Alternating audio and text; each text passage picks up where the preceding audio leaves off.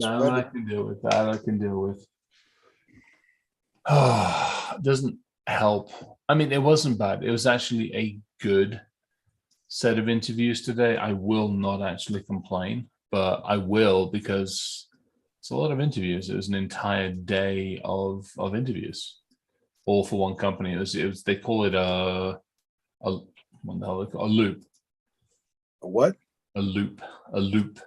Loop. Loop. And it was all day interviews. I mean, it was good. I mean, it was good because in some ways it gets them all done. I'm not dicking around for interviewing over the next freaking week or two and trying to coordinate schedules, but you got this a 6-7 hour chunk out of the day that you set aside for this, and it's busy. Well, according to my wife, because she was very, very befuddled at that information, because I shared with her you had been in a long one, and she goes, why are they interviewing him? Like, I don't understand. Don't they know who he is? Why don't they just give him the job? If they want him, give him the job. What are they doing wasting his time? No, Like, oh, you're so sweet, honey. I know shit. I think it's called process. They kind of have to. Yeah, good gods, I do wish it was as easy as that. There is a part of me that's actually, it was really nice. I got a rejection. I landed yesterday. Whatever time I landed yesterday evening, and coming in for landing, and I land, and I'd already been kind of keeping half an eye on some of the email, but not really. And I land, and there's a rejection letter waiting for me when I land, and I'm like, after the day I've had and the snowstorm I got to drive home in, I don't need this shit. So I processed it, but didn't process it. And then I kind of processed it a little bit more like last night / this morning. And hence I put the LinkedIn post out, which was, it talks about rejection. So. Well, that happens. I like to think anytime that you don't get the thing, you actually dodged a negative situation and you just don't know it yet. Yeah, I mean, I can't disagree with you on that one. But that's not how it feels, and I think we can all relate to that one. I get that. Yeah, it's a tough one. It's nobody likes to be rejected. Nobody likes to think that they weren't successful for whatever the reasons, and especially the generic, hey, we've decided not to pursue the opportunity with you, blah blah blah blah blah, and basically, we're not telling you why. That's the part that actually pisses me off. I'm like, I know you can't say much because you don't want me to sue your ass. But at the same time, we're fucking adults. If there's something I did wrong, or if I picked my nose in the middle of one, or I flicked boogies at the screen, or I cleaned out earwax while talking with somebody, or I was just, the beard's the wrong color to go with your logo, then at least let me know, for God's sakes. I would agree. I think a lot of times too, we don't realize, I've been on a few job interviews that I was there to fill a spot. Right. I was never actually in consideration. They had already decided who they were, and I literally just, we gotta talk to 4 people. Yep. Person's already been chosen or potentially already selected. Yep, but it'd be a violation of policy or law or something. So we gotta talk to more people. But and I get it, but and the other challenge I think as well, and I think at this where it gets interesting, because at our level, it's not just one conversation. We're talking the one in particular. It's Google. Google in particular. We've been talking for a month, just over a month. And so, and yes, part of it had been coordinating with the recruiters, and part of it being initial, and part of it had just been, you have the meeting with the recruiter, and you have the meeting with the recruiter for the people, then you have the meeting with the and then and it's a process. And so you're invested in this process for a month. And to be, to be let down, shall we say, in a way that makes you question what, where, when, where, how, that's tough for anybody to take. And then, I can be a little fragile at times. And so a little bit of introspective thought processing. And we're actually going to talk tomorrow. To their credit, I reached back out to them and said, hey, I respectfully request a conversation. If I'd have turned around and said to you, I'm done with you, you'd have wanted to know why. Was it salary? Was it position? Was it whatever? I said, I think it's only fair that we have that conversation. So I'm actually talking with them tomorrow. So to their credit, we'll have a talk, and maybe they'll say something, maybe they won't. And yes, to John's point, I think the fact they bought Mandiant, right in the middle of this process probably didn't help the situation, because they're probably going to take stock of who they've got and what they've got and who they can retain, and kind of go from there. And there is, Ryan, exactly to your point, given who they've purchased, I probably did just dodge a bullet, to be perfectly honest. I'm just saying. No, I know. I will not disagree with that one. I mean, when I read that, I went, wonder how this is going to get weaponized. Yeah. I couldn't help it. When you change your slogan from do no evil to, yeah, it's not so good. And it's not that I don't like their products. I do. They have some fun stuff. We're using some of them tonight, so we better not talk too much shit. Yeah, exactly. But no, you're right. It's you always want to think best until you dig under the covers. There's got a couple of good conversations going with some folks. Today was an all-day interview with some interesting folks. I actually like them. It's a nice set of conversations, established organization, all those kind of good things. And so we'll see where those go. But yeah, it's definitely been an interesting week. I'm actually going to work tomorrow morning. I've got to get a report finished off. Dale's yelling at me, but not in a mean way. He's been ridiculously gracious because of all the shit that's been going on that we've been heads down on. But I got to get something out to him. I finally got something in my inbox last night while I slept / this morning. And so I need to just look through it at some point when I'm not sitting in front of this, and actually go through it and make sure it makes sense, and then get it out to him so he's got something to chew on, which would be good. Well, good. Evan, how has your day been? I'm sorry, what? I'm inquiring as to your day, sir. How has your day been? It's good.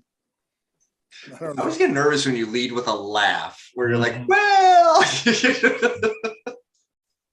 Yeah, it was a day. You got that look in your eye.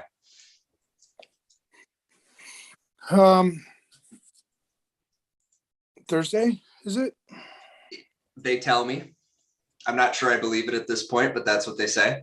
You and I both. I'm like, yeah, I'm screwed. I still think we're in 2020, but nobody believes me. No, I'm tired. I'm running on fumes, but it's a good week, I think. I don't know. When you run so fast, some weeks, you don't take stock of it until like maybe Saturday. You look back and go, fuck, all right, that was an all right week. Or it was like, fuck, I don't remember nothing or whatever. I'm kind of in that mode. I feel you. I want to say I'm going to take Saturday off, but when I tried that shit last Saturday, everything went sideways. So I'm not sure whether I should or shouldn't try it. If I can get stuff to Dale, I'm taking Saturday off. I was getting ready to go out to the shop, and no, thank you, sir. I don't ever want to relive that shit again. I still haven't even really processed that shit. So, wait, no, Saturday I can't take. Nope, I'm traveling Saturday. Shit. Yeah, well, never mind. We'll try again next week. Wisconsin, right? Well, yes, sir. I feel like I should take a shower. Yeah, I'm probably overdue myself.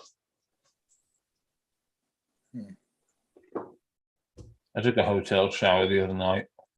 It worked. It worked. That was one of those standard fare. I got into Buffalo at like midnight, 1-ish. Got to the hotel 2-ish, and then crashed at 4, and 7:30 was report in. So that was fun. And then finished to the credit, Tuesday wasn't too bad. Wednesday was a rough one. Wednesday was rough. Dealt with Israel Tuesday night, and then Wednesday morning up, same time, heads down on some pretty heavy stuff. So what you're saying is you took a cold shower so you could wake up. Pretty much. I like it. I really don't remember what happened this week. I took my wife, to the airport this morning. Yeah, what's going on there? She going down for fun time? She going to get some things done or something? Or Every time in Mexico is fun time. You know that. Yeah, you know what I mean, though. Handling that business. Business, and she's getting her visa. Good. Yeah, and a bunch of other stuff. I didn't. I know she told me. So I'm afraid to ask. Yep. I know how that goes. No, I've known about this all along. The shocked look and surprised look on my face is that's just the way my face is. I developed some of my best social engineering skills by playing off that I heard everything that you just said. Get right on that. And then when you quiz me, I can still pass the quiz. That's the important shit. If you can actually recall sufficient amount of information to pass the general quiz, you're in good shape. You win. No, I mean the real skill is I can't recall shit what you just said, but I'm going to play this in a way where you're going to tell me what you just said, so then I can recall what you just said without you realizing that you just did it. There is always the default, which is it doesn't matter what you said because I know it's right and I should be doing it right now. When I've set a pattern of just being like weird, so sometimes I can just stare at her, and then she gives up. I'm like, it's just like, yeah. You just give them that blank stare when they ask you a question. You're just like, yeah, that can happen. It does a lot. That can happen. Usually I do that though if the question is just like, no, what? No. Yeah. Well, and then sometimes she'll say, why are you staring? I'm like, I'm just processing. You know me, I'm a deep thinker. See, and I go the suave route. You're so pretty, I can't help myself. Oh, that is suave and sophisticated. Yeah. And that doesn't get structure and technique. She doesn't play the bullshit card on that one. No, why? She likes that. She responds well to these things. Compliments. I know, but give me sometimes everywhere. that backfires when they like that, but they know you're bullshitting. Yeah, I mean, it's not to say I haven't been called on it, but usually now when I'm getting called on it, the mood's of like 3 tones lighter than before, right? So there's getting called with a little tongue-in-cheek, hey asshole, do what I said, and then there's like, hey asshole, do what I said. It's a very different experience. Mm-hmm. Oh, we're gonna start. Marlos wants to start a video blog, a vlog. Yeah. Is that what you call it? Yes, a vlog. Vlog. Vlog, video log. Vlog. Yeah, just go with it. Okay. So I'm like, why do we want to start a vlog? And she said, well, because you got a GoPro. I'm like, I didn't get it for a vlog. I got it for scuba diving. Tough luck. It's getting multi-purpose by the sounds of it. Go with it. It's good for you. It's actually the other way around. You know what actually happened? She doesn't even know. I want to start a vlog, so I already started it. And I already started recording, and she won't know until she gets back. That's nice. Awesome. Well, I want footage of you diving because then we can subtitle it. And then we'll start a shadow podcast called Evan's Thoughts from Under the Sea. That's not a bad idea. And then we'll just, point some kind of AI generator at it and let it. We'll have fun with that shit. Yeah, you kidding me? No, give it some keywords, cut it loose. We need to subtitle it for shits and giggles. Okay, so legit, when Evan first told me that he was going to get into scuba diving, the way I do associations so that I remember things is I just went Scuba Steve. So now like forever. You're gonna call me Steve It's now? seared in there, dude. I can't help it. That's awesome. Am I Steve That's too now? awesome. When you're talking scuba, the mental association I have to be able to access that memory on demand is Scuba Steve. That's awesome. Yeah. I like that. That's cool. I could go with that. I have an interesting, my brain's really weird like that, the way that I build kind of the mental constructs so that I can manage the chaos of the ADD. Makes sense. I got talking, one of the folks I was interviewing with today is down in south of the border in a different neck of the woods, but they are, they've also been learning scuba dive and stuff like that. So it was a nice conversation. It was good. It's kind of cool. It's nice to see, their attitude was like, it's almost like the ultimate COVID thing to take up during COVID, because you got that complete separation at that point in time. I'm like, you know what? I like that attitude. That's a good way of looking at it. I like it. Totally. I got 6 dives scheduled for Yeah. When you head back down? the 26th. So by 2 weeks' time. Yeah. Nice. I got 6 dives because a buddy of mine, Kevin, my business partner, Yeah. he's got his open water. He wants to go for his advanced open water. So I figured I might as well just do all those dives with you. Nice. Oh, that's totally cool. And then John's coming too. It's the ELT, Executive Leadership Team from FR Secure. Yeah. Their meeting. They have twice a year. They come down to, or twice a year they're going to come down to my place, and we can Sit down, plan, design, get things done, but also do it in such a way that you can take almost a step back from the daily craziness. Yeah, well, and they, I'm not a micromanager. These guys are really good at what they do, so you let them do what they do. And then last time, those sons of bitches, they cornered me.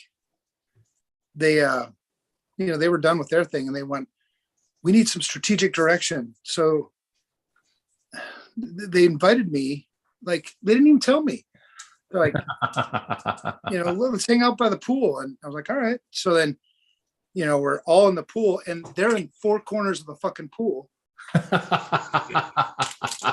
And they're like, "So what's the plan for a security studio?" I'm like, "What do you mean, what's the plan?" And they're like, "That's awesome." Yeah, they just started drilling me. I'm like, "What in the fuck? You guys are like sharks." So I got out of the pool. Like, I'm not playing your game. Oh, that's funny. That's awesome. If that happens again this time, I'm gonna get it on. I'm gonna get it recorded. Oh, and then you tell them to call me. I'm happy to sit down and tell them all about the plans. Well, yeah, I mean, I know world domination. Right. Well, I know what the plans are. But this was shit. When was that? 6 months ago? That was back in October. And, we had closed New Jersey. We had a lot of, we've changed a lot in the last 6 months. And so they were, but they were asking from FR Secure, which is, a mature company now, right? And so they're asking me questions, almost expecting me to have the same thing over at Security Studio that we have at FR Secure. I'm like, this is startup world, man. I mean, it doesn't work like that. We don't have everything documented. We don't have, formal process everywhere, right? We're focused on growth, focused on, the product, and it's different. And none of you guys were here when I was in the same position over at FR Secure, right? When it was startup world. I'm like, I've been here before. You just got to have some patience. Mm-hmm. And, well, what about this? What about that? I'm like, I'm getting out of the pool. This is bullshit. Yeah. You guys are doing fine at FR Secure. Just keep doing what you're doing. You're getting paid well. Let's move on. Yeah. But it was cool. I mean, I love it when they come down. I got such a good management team. I love those guys so much. They're incredible. Yeah. And I got a great management team at Security Studio too. Now that's starting to fill out. Nice. It's like squeezing for some reason in my brain, it just felt like squeezing shit, what do you call it? Stress ball. Toothpaste. Ah. And you guys are like squeezing Kevin out. Let's get this, Well, get we're this shit out. we're getting the shine. See, we're helping him to grow into his kindness. Look how good he's been I doing. love it. I love it. I couldn't be happier. Him and I were shooting the shit. Actually, I can't say it on the show because it's public, but I said, hey, would you like to maybe have this person teach you some guitar? And he's like, for what? I'm like, yeah, we'll be down in Mexico. And this individual will be coming along with my old man. And would you like that? And he's like, oh yeah. So, kindness will get you everywhere. Nice. Open all kinds of doors. And turns out empathy and kindness are very hard, soft business skills. If you're compassionate and empathetic in how you do business, you'll do more of it. Yeah. It's the truth. No, yeah, I agree. I agree, man. Yeah, his growth. I mean, Kevin's personal growth in the last 6 months has been tremendous. All the credit in the world to him, man. That's cool. Absolutely. Yeah. Well, excuse me. No, and we're working together really well, man. Him and I we're in sync. We're jiving and grooving. Every time I talk to him, I can hear the smile in his voice, which then keeps me going. So yeah. And we got Tony now. Oh, buddy. Was today's first day? Today was his first day, and before the day was done, we were already making forward progress on implementing the marketing strategy. Holy shit. That's Well, because the man upstairs knows what he's doing. So literally shit is landing. And you know me, Ev, if I've got an action I can take on it right this second, I'm totally going to. Where I get dragged out a little bit is when I gotta all right, I gotta build all this crap out and write all this shit down. But if I've got something where it's make a decision or it's add input or whatever, boom, boom. So I get this beautiful marketing plan, enough to move the ball. There's more details to discover, but enough to move the ball. I throw it to Tony. Meeting by the time I was stepping away from the keyboard to hit the bathroom, meetings were already set up for marketing and Tony to be moving. So I couldn't be happier. Leaves me more time to do some of the other stuff. There's a bunch of other stuff I'll catch up on later that we're not going to get into on the show, but I ended today going, yup. You know how I came across him, Chris? no. Well, I have a whole bunch of like news feeds and shit that I watch, and I only want to be alerted to the shit I care about. Yeah. And so his company came up in one of the news feeds on a news release. And so I read the news release. I'm like, man, I like what this company does. I'm going to reach out to him. So I reached out, and he's the one that replied. Oh, no way. Nice. Yeah, it was like a year and a half ago. And so then we had this conversation, and it was like, it's like I was talking to a brother. I was like, man, I like you. And so we kept in contact. And then, Ryan, you jumped in, and then you guys fostered a really good relationship. And then our previous sales and marketing guy was a joke. So that was, but at that same time, like Tony had texted me saying, hey, I'm looking for, I'm looking for a new place. And then boom, everything just came together. It was like, holy shit, how did that happen? But that's how it started. It started with me just responding to a press release. Nice. That's actually really, really cool. Yeah. Hey, bud. Everything for a purpose, a reason, a time, and a season. Yeah. He's awesome. I'm telling you, this week has been insane. Couple of folks have popped up. I've got some surprise calls for tomorrow because some folks are growing and want to take those next steps. It's just so good. No matter how stressful it gets, knowing that and this is true for all three of us, we do good work for good reasons. Right? I'm just trying to fuck you guys all over. I don't know what you're talking about. Sure. Good luck with that. Yeah. Somewhere I can't see that happening, thankfully. Good luck with that. Well, you're already here, man. I mean, how the fuck? It's all good. It's all part of the plan. We're good. It is. I No, like it. I don't play that.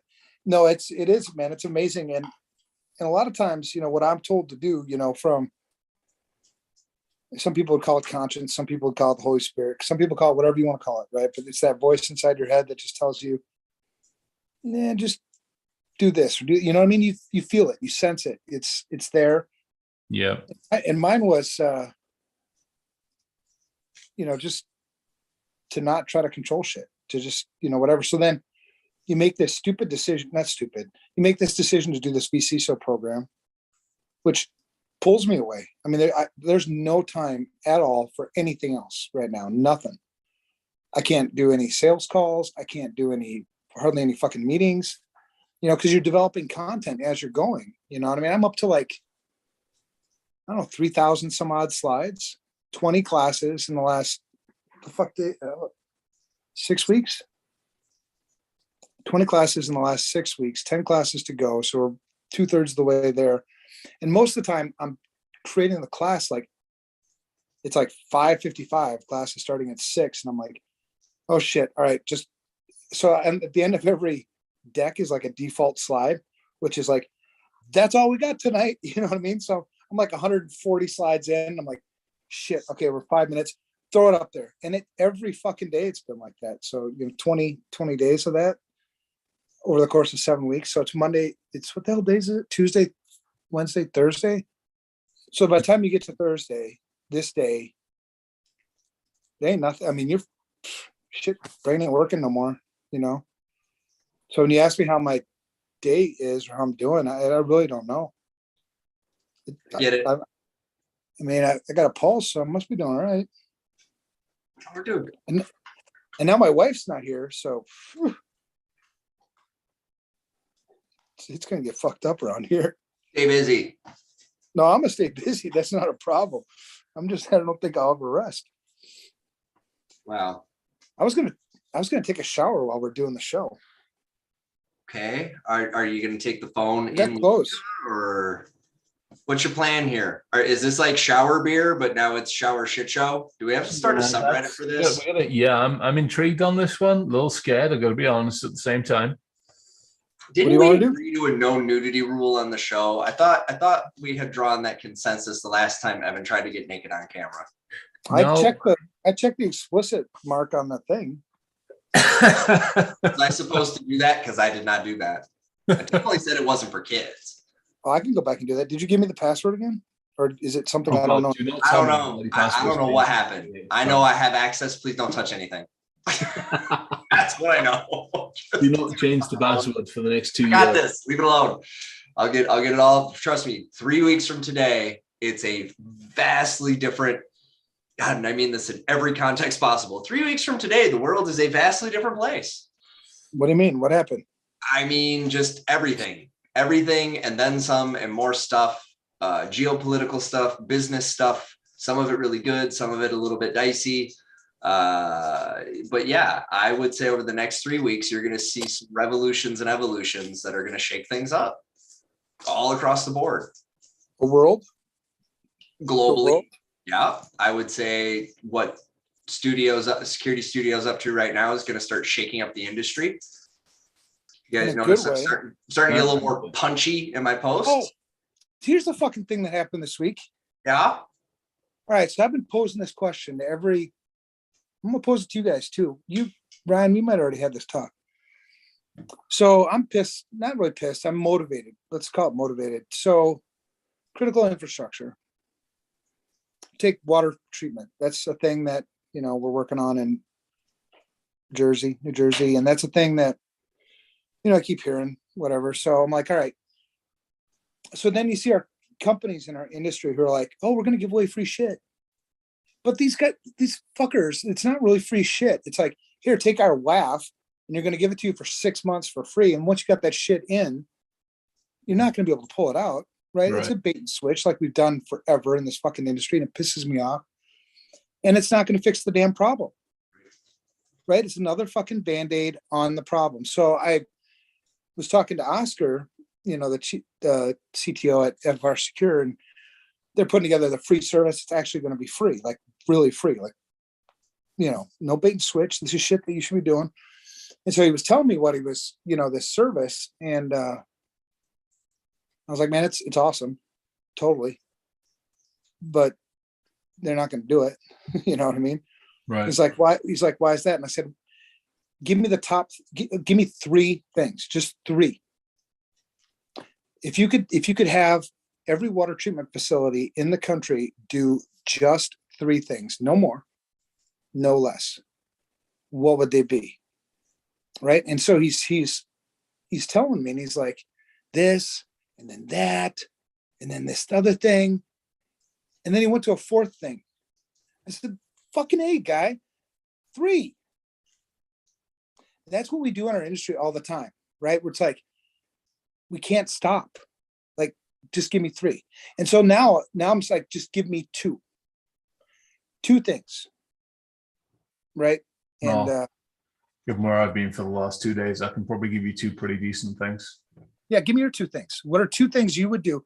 You can only, and it can't be like 2 massive things like this big thing, like build a security program. That's a many things. Give me just 2 tactical things.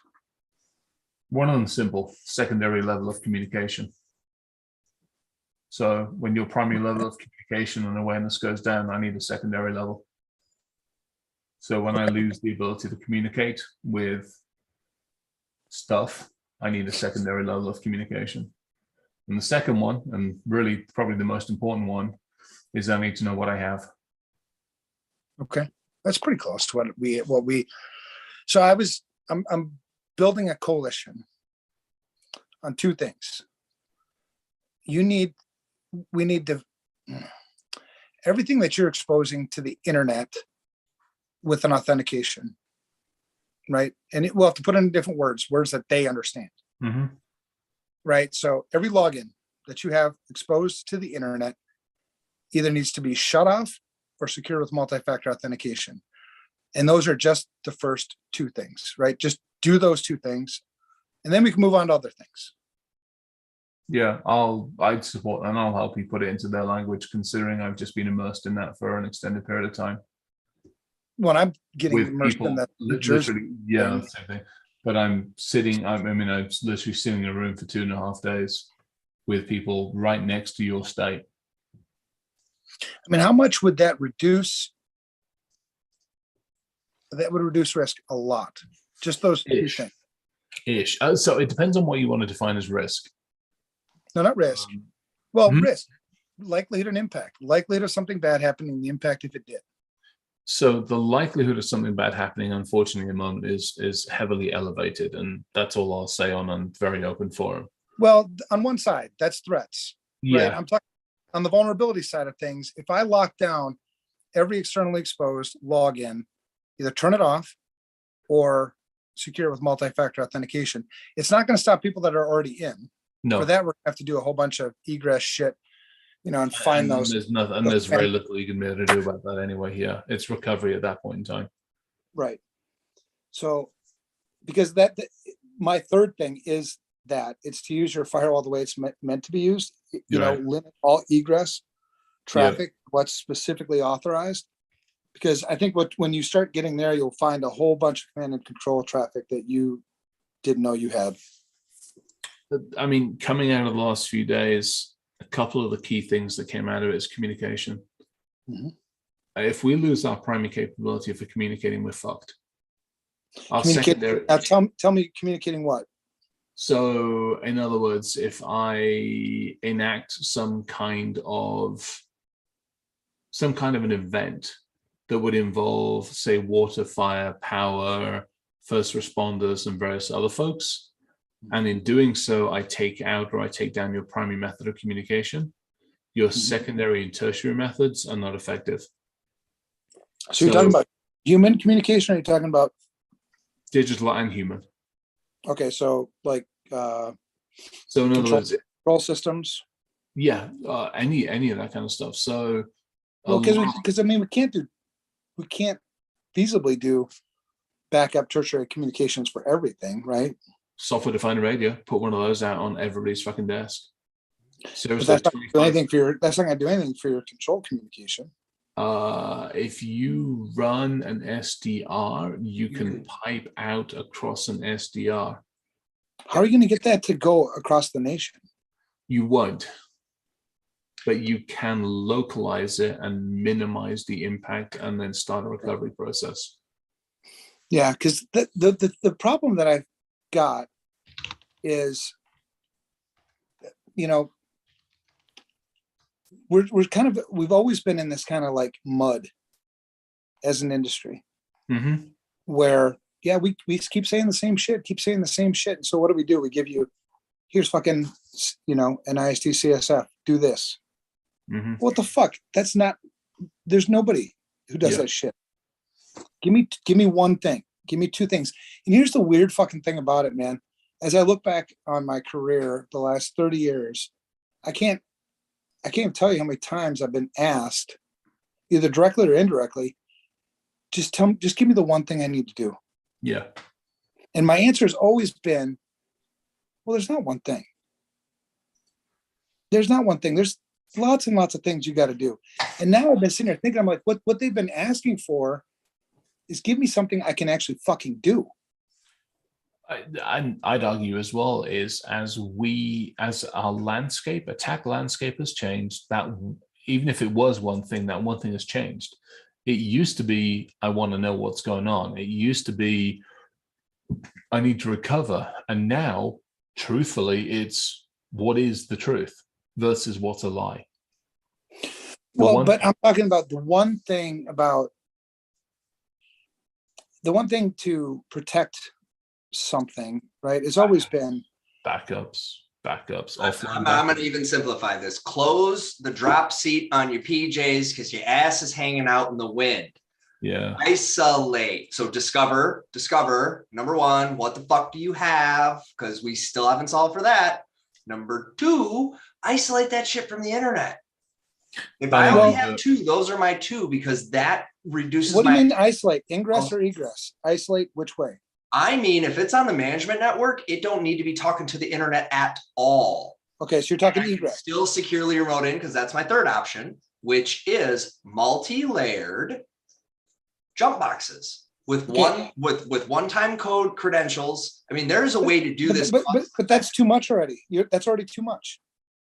When you talk about like these small town water operators and things like that, you already, because the problem is you have to meet them where they're at. Yes, and if you they don't understand what you just said. No, I understand. So I'm saying it to you guys in our native tongue.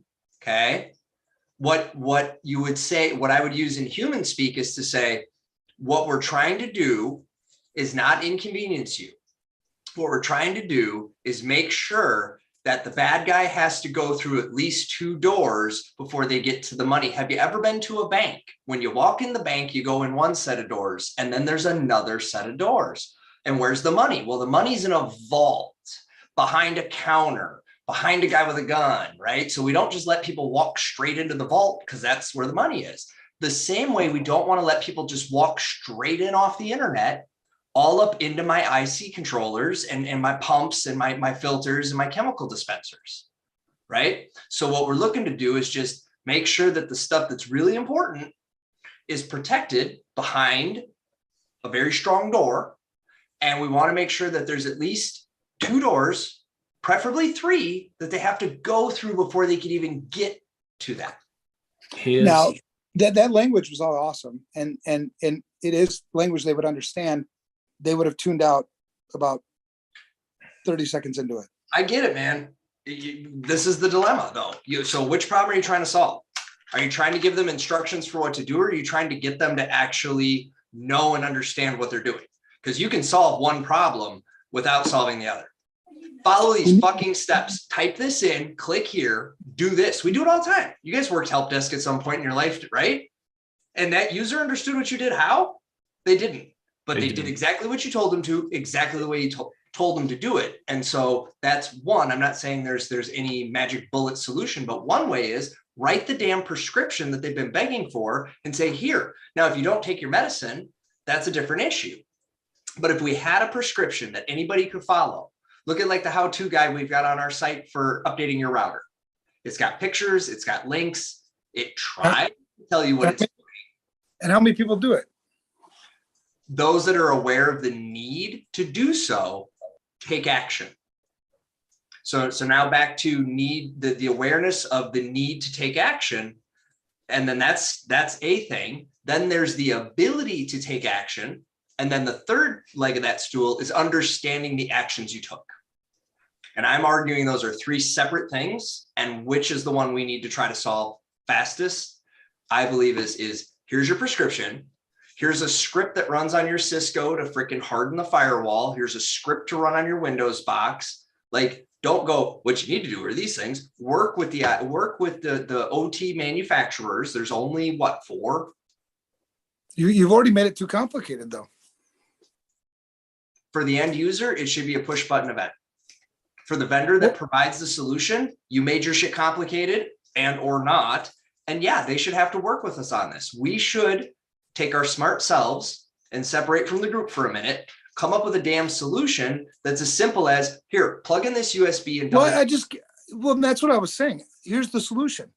Here's an Nmap script, run this, turn off everything that's exposed to the internet with a login or secure with multi-factor authentication. That's it. For the first 2 steps. I agree. And I think those are very effective steps, right? And in a practical setting, those are very effective steps. Now, if you read one of the links I send, if we're trying to stop a more sophisticated adversary, that may not be enough. No. But I think we are. That's the thing. It's never going to be enough. What you have to do is start somewhere. What's step 1? And then what's step 2? And then eventually you get to the point where you will be able to protect yourself against a sophisticated adversary. But we're so far fucking away from that right now. Where do you start? When will we agree as a fucking industry, do this one thing right now, step 1, do this other thing, step 2, rather than the continual like, well, no, we need to do, vulnerability management first. Well, vulnerability management is a fucking thing that they're not going to do. Well, it's also lengthy, convoluted, and expensive. So this is an interesting question. To your point, this is interesting. And again, having just gone through a rather large chunk of that for the last several days and planning, recovery. It's all about. So water treatment plant is actually a perfect idea because I need what is my sole purpose of a water treatment plant? Well, to get clean water to to the people. If that's the case, what if something happens? What is the one thing I have to focus on? Getting clean water to the people. So how do I do that? What's the one thing? If I'm down and out for the count for whatever reason, pick your reason. But this is another one of those things too, where I think it's a longer term something because you have to build an infrastructure for that, right? You have to build redundancy where there is none. Either you build redundancy or you have a good backup plan. Even backup, how are you going to restore some of those fucking systems? I'm absolutely not disputing that. But that's my question. My one job is to get clean water to people.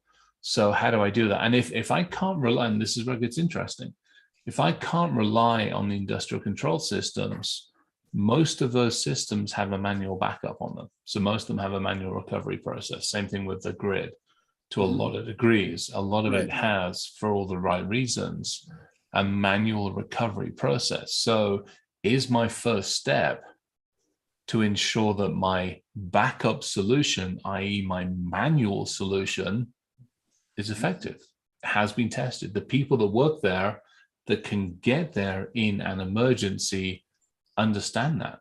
If I have to take pressure, if I have to literally put chlorine in by the jug load, is that documented? Does somebody know about it? Is it understood? That to me is process number 1, because it's continual water. Yeah, but those water treatment facility people do know how to do that. They do. Like, take my little town here, Waconia, right? I know the water treatment people here. If nobody has water, they'll be in that facility in if they can get there 15 minutes. If they can get there. How will they not get there? They have vehicles. Are you talking about they would take the roads out too? Well, now we're talking, I mean, yeah, this is where we talk about recovery. This is where we talk about what's possible, what's in place, who has that knowledge. Is it Right. tribal knowledge? Is it documented knowledge?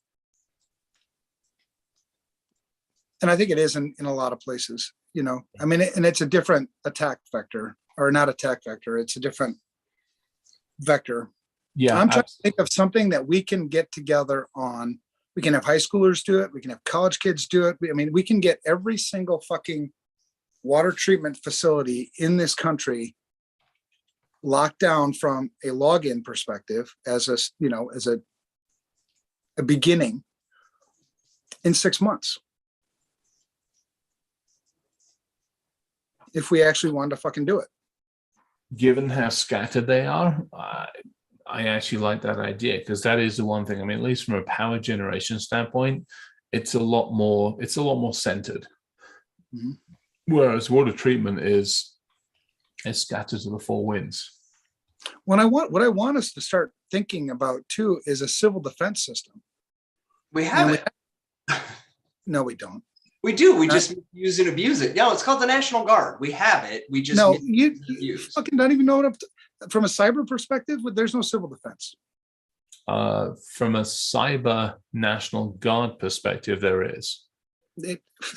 But from a civil, like purely civil, well, that's what I'm talking about. Civil. The National Guard's not civil. From a purely civil, if you're National Guard, I will stick up for all day long because of all the work I'm doing with them and all that kind of good stuff. They have that side. I'm not offending them. I'm just saying. No, I know. Yeah, no, you're talking purely civil.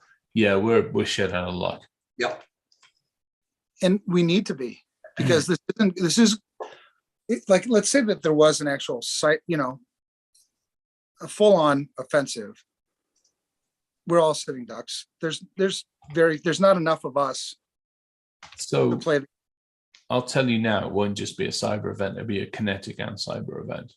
No, for sure. Well, it'd have to go kinetic. Yeah. And at which point in time, to your point, you're dealing with, so at that point you're bringing, and I got to be careful what I say because careful, you're sleepy.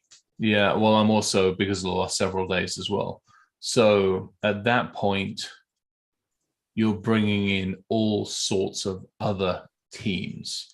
So your first order of duty or business and order of duty is communication, no matter what. It's all, every single focus has got to be on communication.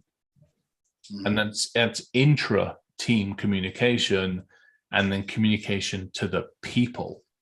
Mm-hmm.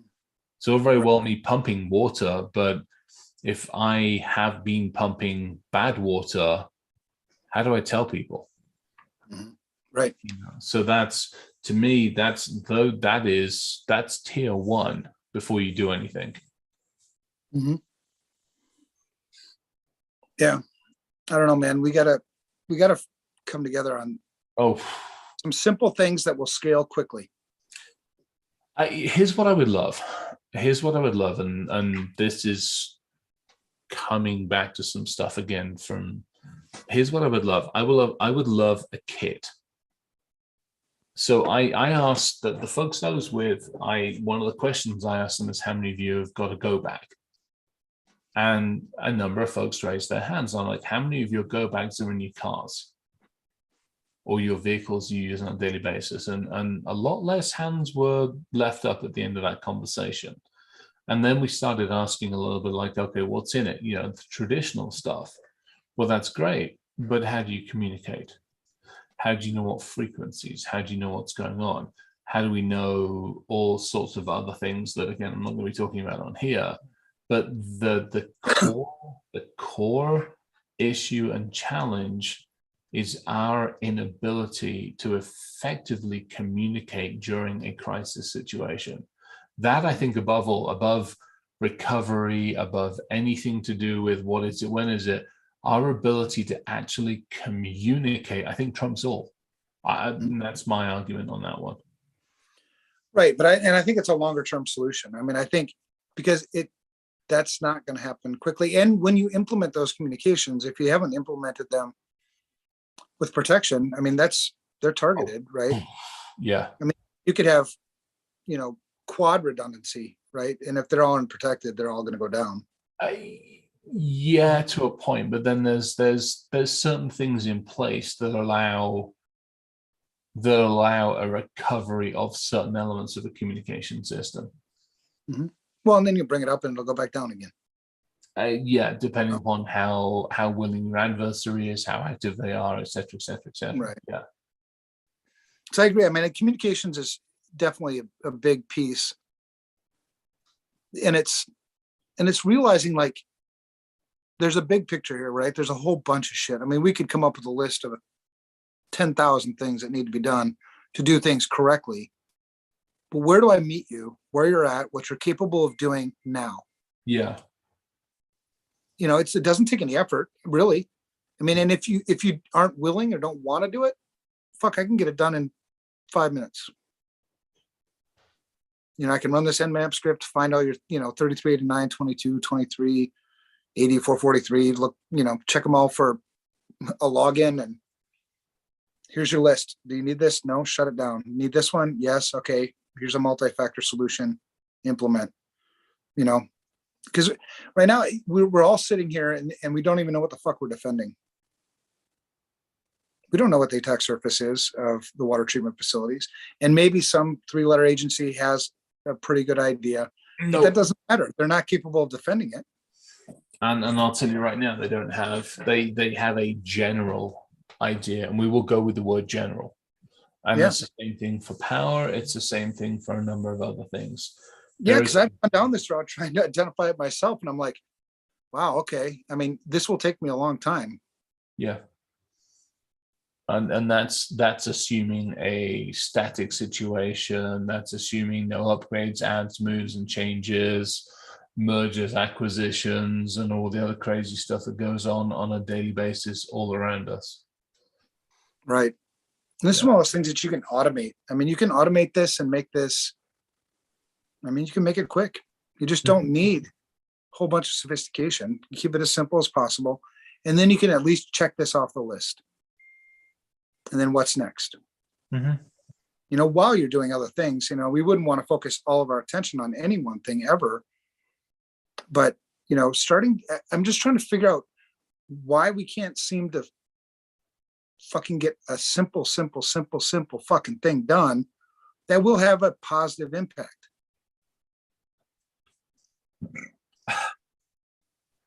I would, again, this is not just this one example, but having lived through that for a little while, and especially the last few days having it around time, what has happened has been fiefdoms or fiefdoms.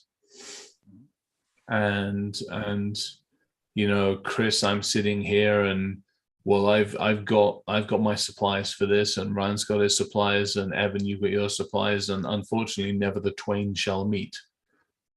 And so we all have our own ways that we think are the best way of doing it. We all have our own ways as to how we feel we should react in a situation. And yet, until we're brought together and a cohesive situation is put in front of us, and we realize that maybe we can't be effective, or maybe we can't communicate, or maybe I tread on your toes, or maybe we've completely missed an element in the real world versus the cyber world versus all the other stuff. Until we effectively run through that, we won't know. And I think that's also one of the most dangerous things. In fact, I would put that up with communication. The most dangerous thing that we have at the moment, as far as critical infrastructure and our ability to secure it, is we don't know what we don't know. Well, yeah, but that's another big thing, right? That's not something I'm going to fix overnight. So again, here's my challenge. It is interns with a pen and paper, or pencil. You don't trust them with a pen just yet. Interns with pencil and paper. Go tell me. We don't even know where all the fucking places are. Well, send the internet. Where are we going to send the intern? I'm talking like, if we all could just fucking agree on this one thing, we could have it done in, like I said, 6 months across the board. Yeah. The intern thing, even if we got the interns and went that route and did all the other things, it would still take us at least a year. I'll give you a month. I'll give you a month for the interns in all the different locations to walk around and identify what everything is. We'll have a checklist. We'll have a tick list, and you either There's no tick way off you on could. That's too fast. You're relying on it. You're relying on the human, and it won't scale that fast. You won't be able to get enough humans to do it. Okay, a couple things. So first, Not in a month. check it out. I bet you we can do it in 2 days, and I'll tell you how. But first, let me draw you to this nifty little document we have called the Constitution. Here's the thing. The three of us can't even fucking agree on this, by the way. Well, so I've been doing some digging. You guys know me. We already have laws on the books. So one thing I've been wondering this entire time is why we aren't forming a cyber militia. The Constitution absolutely allows us to form and arm a militia. So Anonymous is doing what they're doing without any kind of structure, yet our Constitution allows for, in times of crisis where the security of the nation is at risk, to do all kinds of interesting things. Constitutionally, that's allowed. But let's take it one step further. We have this nifty little thing called the National Security Act that we wave around whenever we want. And for some weird reason, when it comes to keeping the citizens safe and the water clean, we refuse to use the authority already on book that they could literally force the hand tomorrow. And then as far as getting the average citizen involved, I mean, you guys have been on TikTok, right? So bounties, lotteries, get a chance to meet Kanye. I can have 100,000 people in 20 minutes drop what they're doing in their lives for the potential chance of shaking Kanye West's hand. By the way, Kanye, shout out, man. Help us do this. Like, think about this, especially the American public. If the Desperate Housewives came on the TV and said, I need each and every one of you to go to your local, walk around your city till you find the water place, and then say to those people to call this number. Like, Okay, so you can do this in 2 days? The collective of humanity with the right juice behind me. Yeah, if I've got a celebrity, if I've got that's a big but. You can't do that in 200 years, let alone 2 days. I disagree. I think you can crowdsource the shit out of this, but they're going to need something gimmicky. They're going to need a celebrity. They're going to need a meet and greet. They're going to need an incentive, because keeping them safe and keeping their water safe is not an incentive. But if you were like, hey, somebody gets a free Bugatti Veyron, I promise you people will drive cross country to go find water treatment plants. Yeah, you're right. You're right. It's that right. The celebrity, it's the incentive. It's a tangible incentive that equates, or it's greater than the effort necessary to perform the task. Yep. And I shit you not, with the right juice, with the right backing, if you got Ryan Reynolds and Fallon, dude, okay, but if you start people off with the wrong motivation, you're in such a fucking bad place when you, at the end of this, eventually. So to quote you back to you, I will use other people's shittiness to accomplish my goals. So if my motivation, yeah, I suppose, but it's not on this scale. I'm talking like one person. I'm not going to use, I mean, yes, I could use it to get this done, but then where do I leave them? I don't mind leaving. I don't mind. You leave the lottery. I don't mind leaving one greedy son of a bitch in a, you know. And I'm not saying we send the citizens to do the securing. I'm saying what I heard was a problem of we don't know what we don't know because we don't know where it is. And I'm telling you, we could send people on a scavenger hunt for the right reward and get that intel collected in days, maybe even hours. And you don't think they would do it under the motivation of like, it's good for your country? Did we lose that? Nope. We've lost it. In what country are you currently living? We can't even read.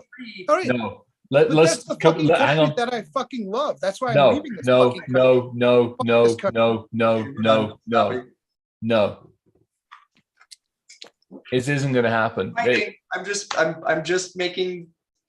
You've got to give an incentive, be it financial or experience, and a lot of the younger generation are experience motivated, not necessarily financial, but some are, but a lot of experience motivated.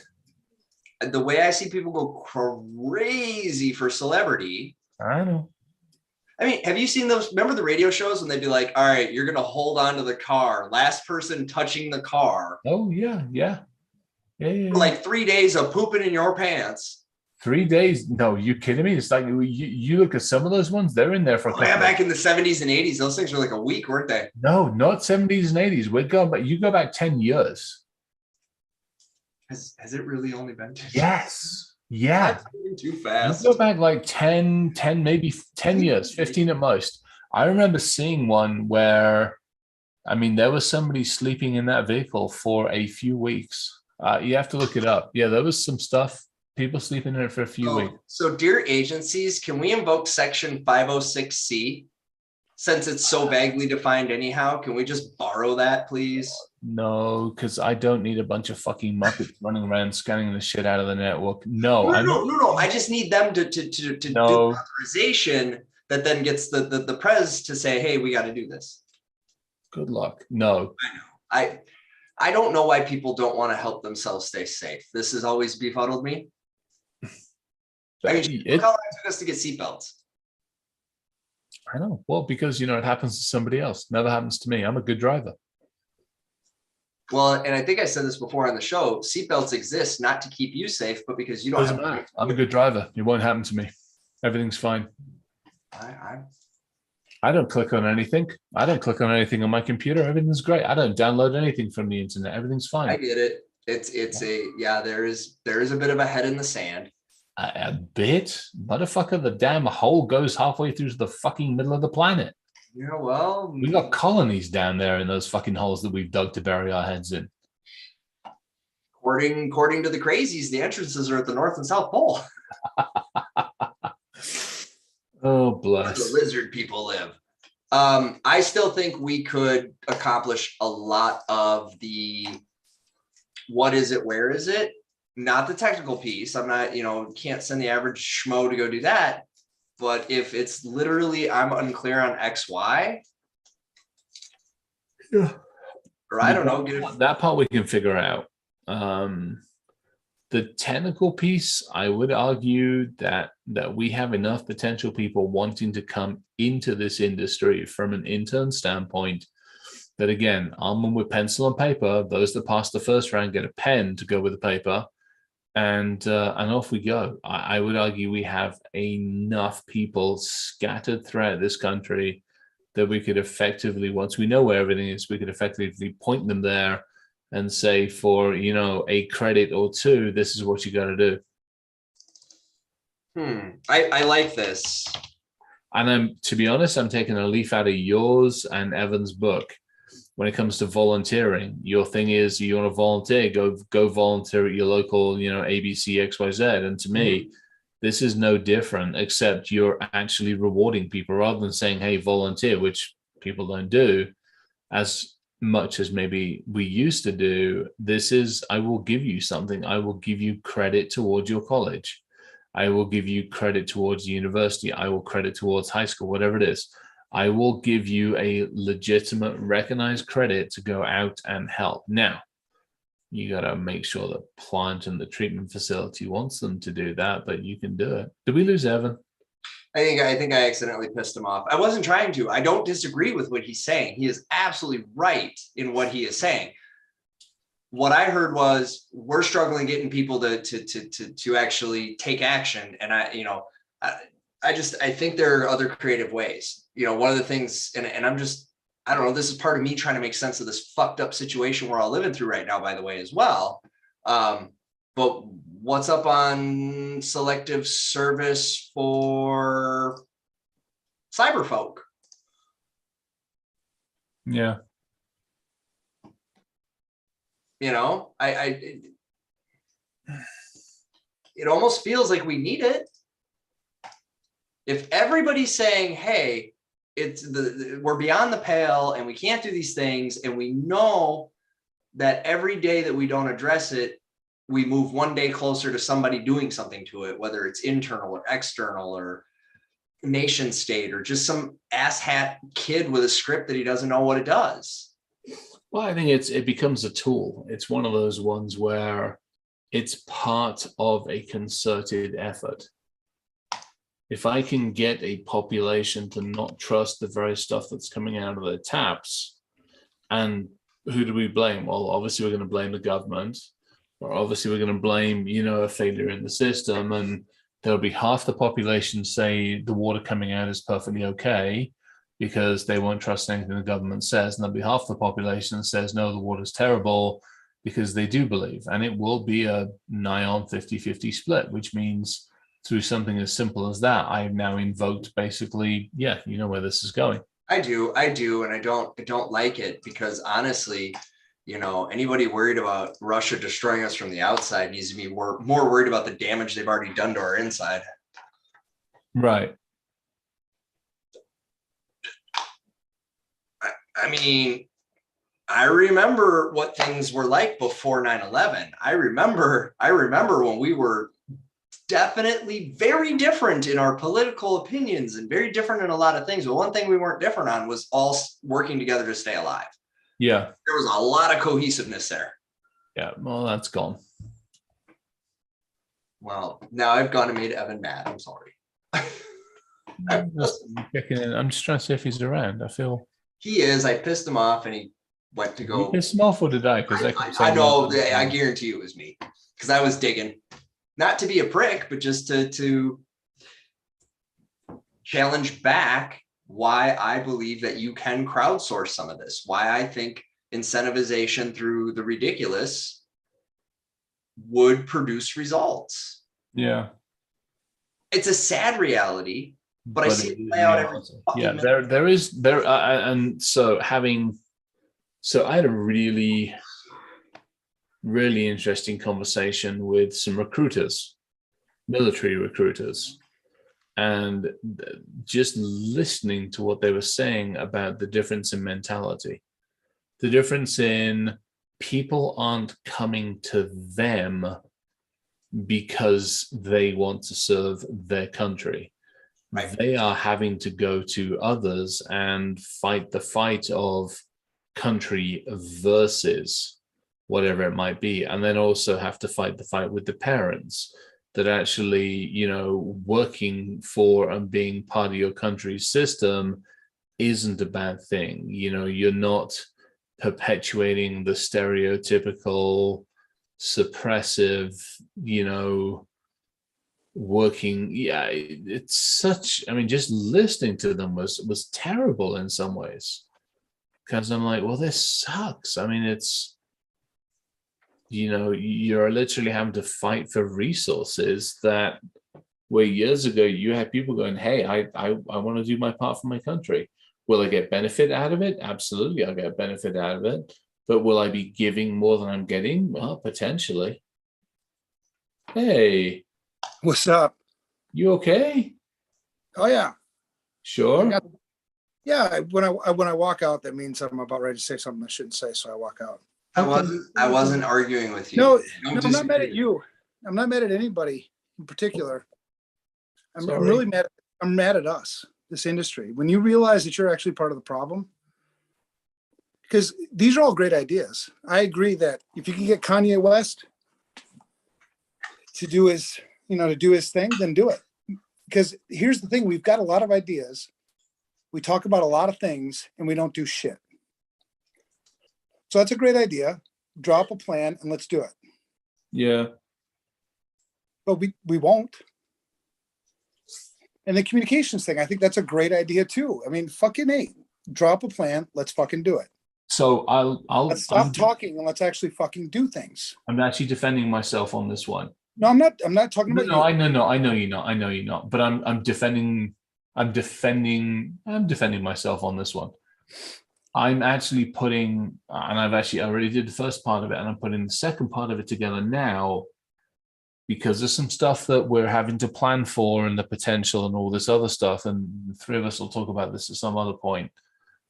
I've put together the go bag for every single one of those people that was in that room. And every single one of those people that was in that room is going to pass it on to every single one of their people.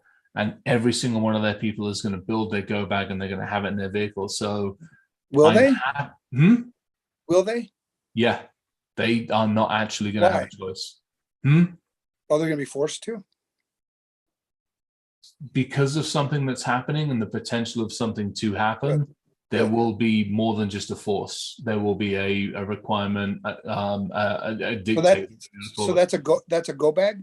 And that go bag includes communication equipment, secondary communication equipment. It includes basic forensic equipment.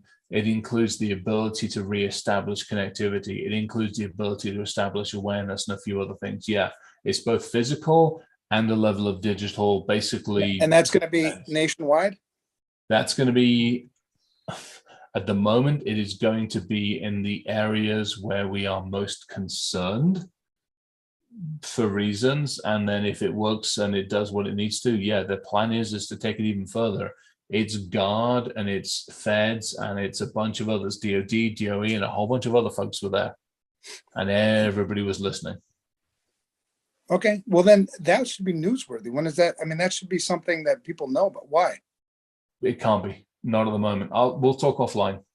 Okay, because that's another thing. It's like, I don't know, man.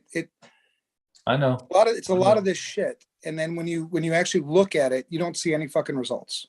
I know. When I do an attack surface analysis of anything, a state, a county, a city, a water treatment facility, an electrical facility, anything, you look at it and you're like, what the fuck?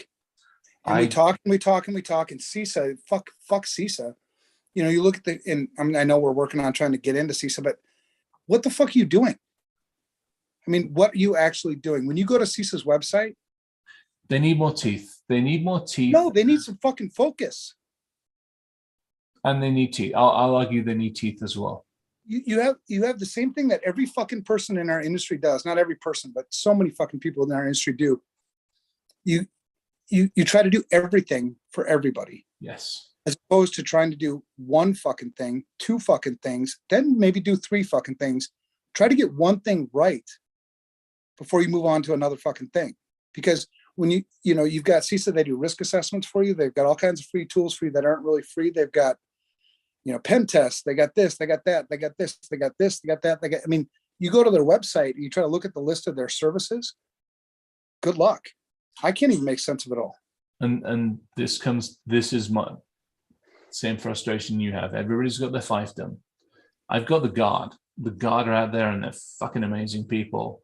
And they want to do the right thing, but there's certain things they can do, and there's certain things they can't do. So then you rely on the Feds. Well, the Feds have got certain stuff for them, but not for everybody else. Then you look at some of the other ones like fire, EMTs, first responders, and it feels like half the time, unfortunately, they don't get the due care and attention that they absolutely deserve. It almost feels like it's the hand-me-downs. And that sucks, because their lives are going to be on the line day one of this shit. Well, okay, so bring it back to what's something that we can actually fucking do that doesn't require all the fiefdom shit, that we can actually fucking accomplish. Give me one thing that we can actually fucking accomplish. Truthfully, I think you did it. You went out there and you scanned everything from a state-by-state standpoint. I would say that somehow or other needs to be nailed to people's foreheads, and with a remit of like, the clock is ticking, get your shit figured out. I would say you've done it. Yeah, I would say you've done it. Well, and maybe I haven't either, but that's the question I keep posing to people is, give me the two things, maybe three. And they come up with a whole bunch of things, and the things aren't bad things. The things are things that can't be done. Or, okay, great, it's a great idea. Let's put together a plan. Let's fucking do it. It's awareness. It's awareness, it's understanding, and it's an ability to recover. So for me, the awareness you've done. It's just a matter of getting that. It's putting a louder voice behind the awareness. Let's just put it that way. The understanding comes down to, well, I see what you've told me. What do I have? How does that compare and contrast? And then it's I know that shit's vulnerable. Yes, I'm going to work on fixing it, but for now, I got to get a backup so that when shit hits the fan, I can recover. So I can put water back in those pipes that's usable. When you talk about communications, and one of the things that I was thinking about, around communications is, you've got offensive and defensive communications, right? We've got our good communications, right? Keeping things going.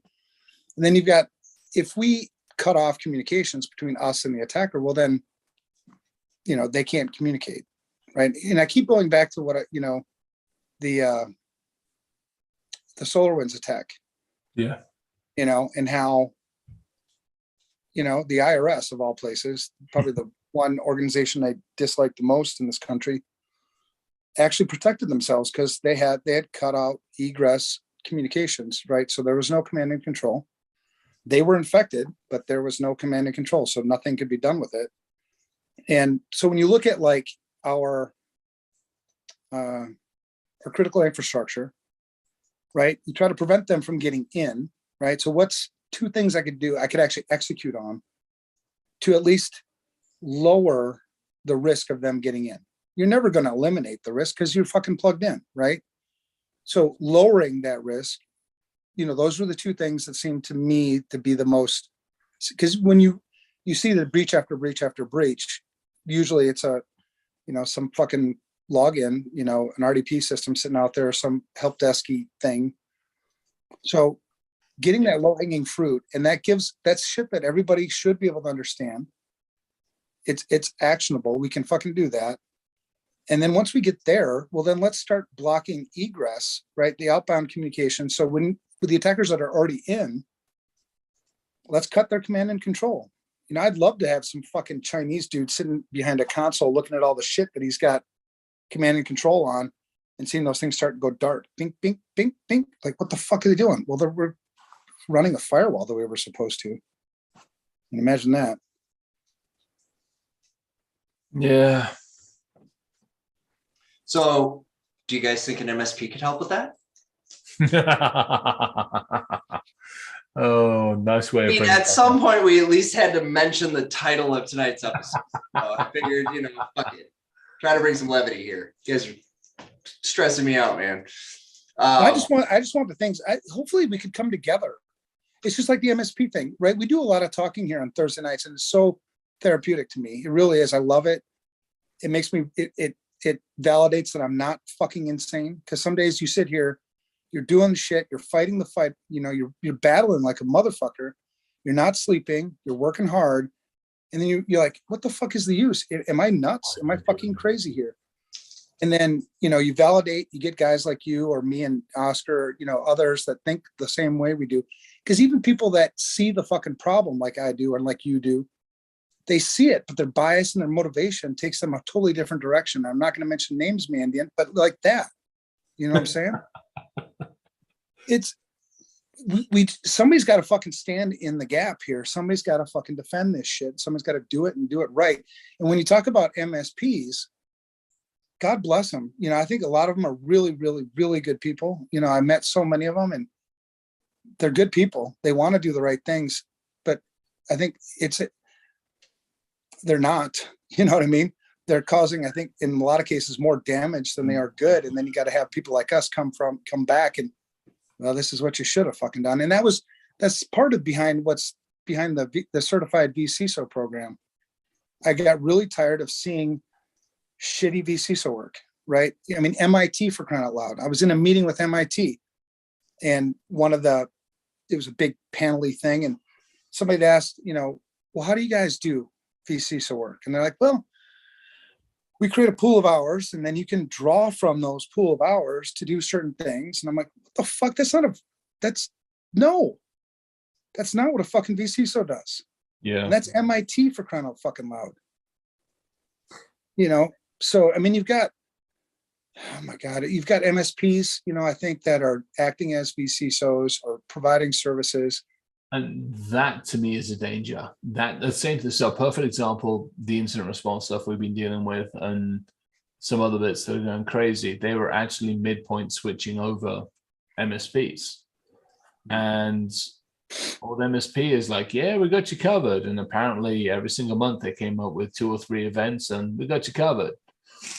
And yet we walk in and we slice and dice this thing. I'm like, so why was nobody telling you that you were communicating with A, B, C, D, E, and F? And why did nobody tell you about this, and this, and about the 1, 2, and 3? And I'm like, somebody want to explain this to me? So it's that false sense of security and that false sense of safety. Yeah, and that I think that's the curse that I see too much of. Is again, as a company, we did it to the cloud. We absolutely abused the cloud. We went, hey, I got all my shit. Oh, there's it. Oh, fuck it. I can just put it up there and forget about it. And we did exactly the same thing with the MSP. Same thing we did with insurance. It's like, oh, I'm going to move my risk over here. You can deal with it. And the MSP was like, shit, I'll take your money, and we'll figure it out as we go along. And figure it out as we go along is not a good business plan. What's the motivation to figure out as you go along? Because as long as you keep paying me, that's all I care about. Yeah, exactly. I mean, good grief. I mean, you pay me and I maybe give you a report that's got a couple of things on it, and you pay me X amount of dollars, which means I should be spending 40 hours on this, and I'm spending 2 or 3 putting the report together, or 5, and you still pay me. I have no motivation. Well, and they bring that traditional IT mindset too, right? As long as it works, as long as shit's running, you leave it alone. Yeah. Not that it's running right, not that it's configured right, not that it's configured securely, but hey, any on the firewall, shit, it works, right? Yeah, so we're good. I don't have to worry about talking to the business, because everybody can do everything they need to be able to do, because it's the easy back to the easy button conversation. And I think that's where, and you see so many MSPs wanting to become MSSP. So when you take that mentality and you add security into it, or a security light mentality, yet you sell protection and you sell it as secure, I mean, you've just doubled down on the amount of issues and challenges that you're introducing to the organizations you're meant to be protecting. Mm-hmm. Well, and in terms of I called out one really big MSSP, I don't know what they are up here, because we got tired of responding to, being the incident responders to shit work that they were doing. Oh, so we got, we started not bad mouthing them, but essentially explaining, this took place because this firewall wasn't configured correctly. This took place because of this wasn't configured correctly. And they're like, well, our MSSP is so-and-so. And we're like, well, you should probably go talk to them. I mean, it's clearly, this isn't how you're supposed to do it. And then the president of this MSSP, called me, said, hey, you can't be bad mouthing our customers. And I said, we should do better work. I mean, this is fucking bullshit. I mean, how much money are your customers wasting? And not to mention the false sense of security. And so then we had a come to Jesus meeting in their office, and their CISO was there. And he flat out lied to me. So I called him out. I'm like, I was so pissed off. I was like, you don't feel the weight, do you, man? And he's like, what do you mean? I go, you're a fucking CISO. The decisions you make affect other people. It affects their livelihood. It affects their safety. It affects their lives. And you sit here and you fucking lie to me thinking that I don't understand what the fuck you're saying. If you worked for me, you'd be fired. There's no way in hell I would ever tolerate this. This wouldn't have to be the MSP that I pinged both of you guys on, because their marketing individual hit me up with it. Who was that one? Oh, no. I don't consider them an MSSP. Okay, all right. They seem to have all sorts of weird and wonderful shit going on. Heads asking, yeah. Well, that's another thing, right? We're seeing this consolidation in our industry, which is really concerning too, because now, in that particular instance, I've got a SOC, a Security Operations Center, that's watching all the shit going on the environment, and then I've also got an incident response service. Wait a second. So Hogs, hen house, Yeah, I was gonna say the same thing with Mr. Fox. Please be nice. Here are the keys to the kingdom. Have a nice day. Yeah. Mm-hmm. Right. Are you doing a good job? Yes, I am doing a great job. Absolutely. Right. Of course I am. Nothing gets through ever. Doesn't anybody have a problem with that? And then look at the Google Mandiant thing. It's like, I'm going to say this is my prediction for Google Mandiant. Pay no attention to the Bitcoin miner. Pay no attention to the Bitcoin miner. All right, let me play devil's advocate for a second on this one. We need to consolidate this industry. We can't have several thousand vendors that Okay, are, true, but in areas of expertise, not across the board. absolutely.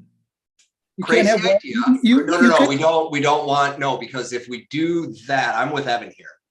If we over consolidate, we're going to wind up with the same 10 shitty tips of the stick that we have now, who, by the way, I don't know if I can share this. I can talk about it. I don't know if I can share the document, but did you know there are 10 corporations in this country that every single day are found to be blatantly and grossly criminally negligent, violating the law left and right, and they just keep cutting checks and prosecutors don't prosecute, and they admit to it. I mean, it is as clear as day.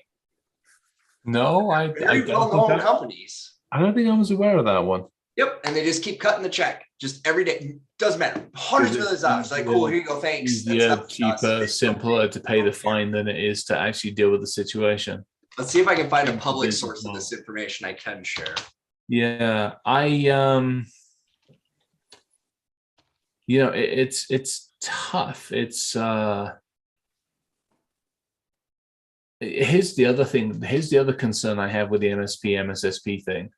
I am seeing too many security companies going to MSPs going, hey, you can, you know, double your revenue, or you can increase your revenue stream by adding security in, and you can sell more shit. And I think that's absolutely the wrong reason to go from a managed service to the managed security stuff. And you've got to look at the skills. I think that concerns me a ton. Is people are flocking to it purely and simply based on the fact they can add another S in the middle and exactly double up their revenue or whatever it is. So unfortunately, I have a huge problem with that. But I would argue we need a lot of consolidation. And I want my cake and I want to be able to eat it. Let me just put that right up front. I want my cake and I want it in front of me. I don't want 10 endpoint companies. I want maybe 2 or 3. But I also want those endpoint companies to effectively be able to understand identity and access management. If they're understanding identity and access management, they better understand LDAP and AD. They better understand how to do logging and monitoring effectively. So at some point in time, the lines are going to get blurred. And you're right, you're going to choose the red stream, the blue stream, the green stream, or the purple stream. And they might all be a challenge, but we haven't enabled the very people that rely on our industry to effectively determine or even have the skill sets to be able to manage all of these things independently. We need a much more consolidated set of solutions. Hey, crazy thought. Wait. I don't think we need consolidated solutions. We need consolidated an agreement on what the solutions are. How about we treat critical infrastructure like it's critical? No, because we keep adding to that shit. How about if it can kill your ass, we should treat it like it can. How about that? Can we do that? In that case, the fucking toast is critical infrastructure. We've got tighter regulations around the storage of fireworks. Get rid of this now.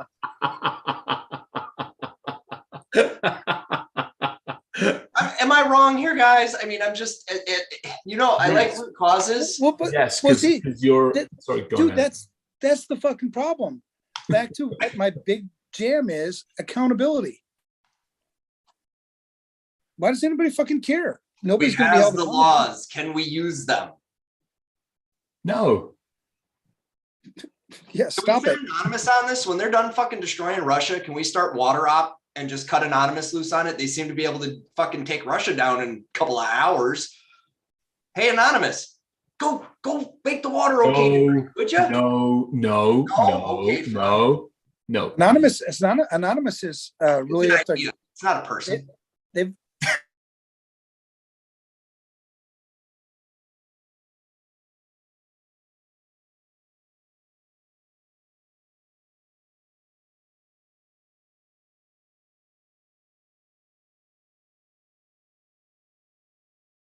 I sent you guys this. I'll send it again because it probably got lost in the thread.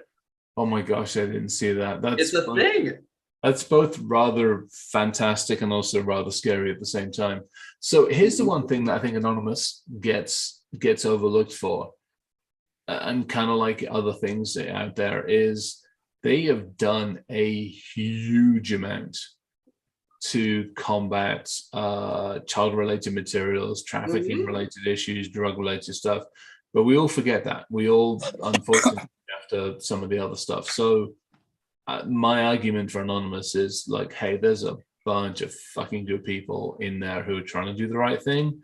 And now we've all been given the target. We all now know exactly who's good and who's evil.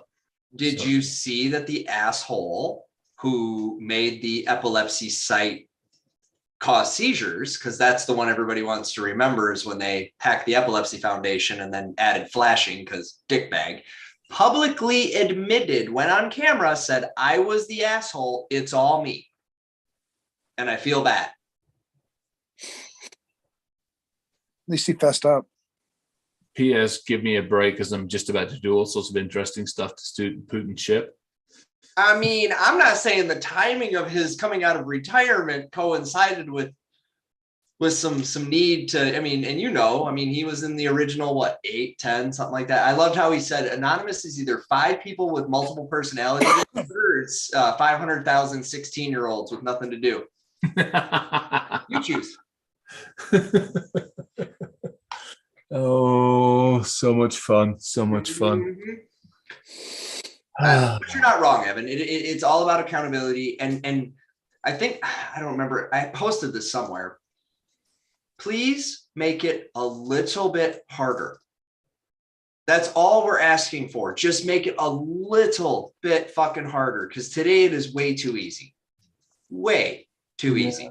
The fact that you can still get in with 3. Do you remember when you guys had to know what the computer was doing? Do you remember when you actually had to know, like, how to troubleshoot the code and didn't have I just pop open my Kali Linux, double click this, punch in an IP address and push go, and then don't really know what happens after that? Or even now we've evolved past that. I just go to my local Tor site, and now I've got CrimeWare as a service.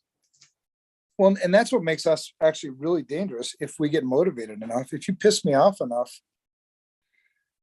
you haven't yet, but it's getting close. You know what I mean? It's getting close to the fact that where I'm like, fuck this shit. I will fix it my fucking self. You know what I mean? I'm just tired of it. I'm tired of the talk. I'm tired of the fucking, like, we've all got ideas. Great ideas. Give me a fucking plan and actually execute on it. Do it. And tell me how it's going to make a fucking difference.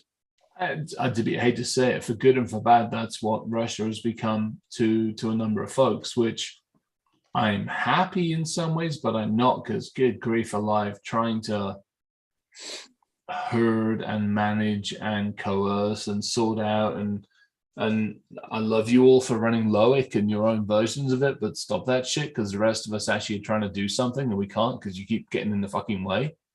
Love, hugs, and kisses. Well, right. I mean, and I would like to see more of us, like, when you see a problem, actually fix it. Do it. Yeah. Like, do it. Ooh, what did I used to call that? Altruistic hacking. So I did a talk on that a couple of years ago, several years ago, probably 4 or 5 years ago. And I might have something running over in Africa, and it's been running over in Africa for the best part of about 6 or 7 years. It's last time I checked it was running on about 1.5 million, 1.75 million machines, because I got fed up and I got to a point where I can't keep talking to people, so I'm just deploying code, and that code's been out there and it's worked. And if you look at WannaCry heat maps and a whole bunch of that other shit, you'll find there's large areas of that country that have computers that didn't get infected, because I just deployed something, and I got yelled at because I deployed something, but I didn't get yelled at because it's doing what it needs to do, which is keeping those machines from being used by adversaries. Right. Well, I mean, I don't talk much about shit, but like the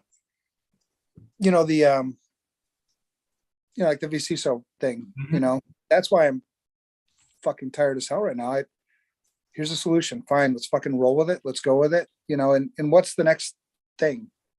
We talk about MSPs and MSSPs and how they're, because there's different ones, right? There's no there's no unification. There's no standardization in this fucking industry. It's crazy, right? You look at like, ask a definition of information security, see how many definitions you get. Ask the definition of risk and how many definitions do you get. Ask how to do a risk assessment, which is a fundamental basic fucking thing that everybody should be doing. Google it. I mean, there's fucking, everybody's got a fucking methodology. 90% of them are fucking wrong. Right. We don't need more frameworks. I said that today. I was talking to some folks that were exploring creating a framework. I was like, no. We need more effective utilization of the ones we have. We definitely don't need new ones. We have all the frameworks we will ever need in a lifetime.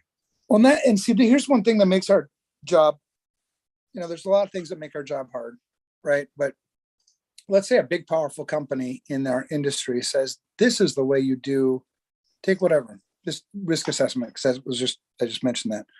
This is how you do a risk assessment. And you look at it and you go, that is absolutely 100% fundamentally wrong. It's wrong. It's not even fucking close.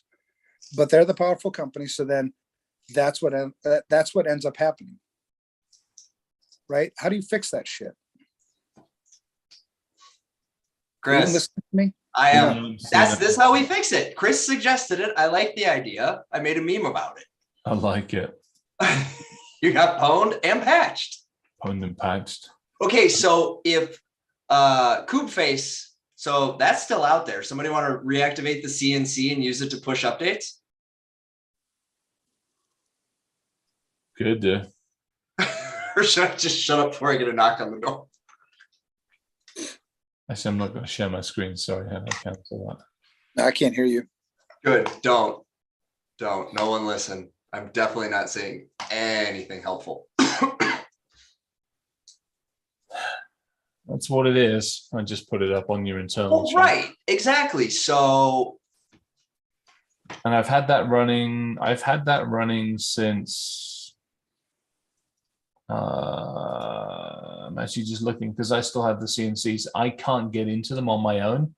It actually takes two of us together to be able to get into it and do any adds, mods, and changes deliberately. There are 3 portions of the key. 2 of them have to be together at any one point in time. Nice, dude. Well done.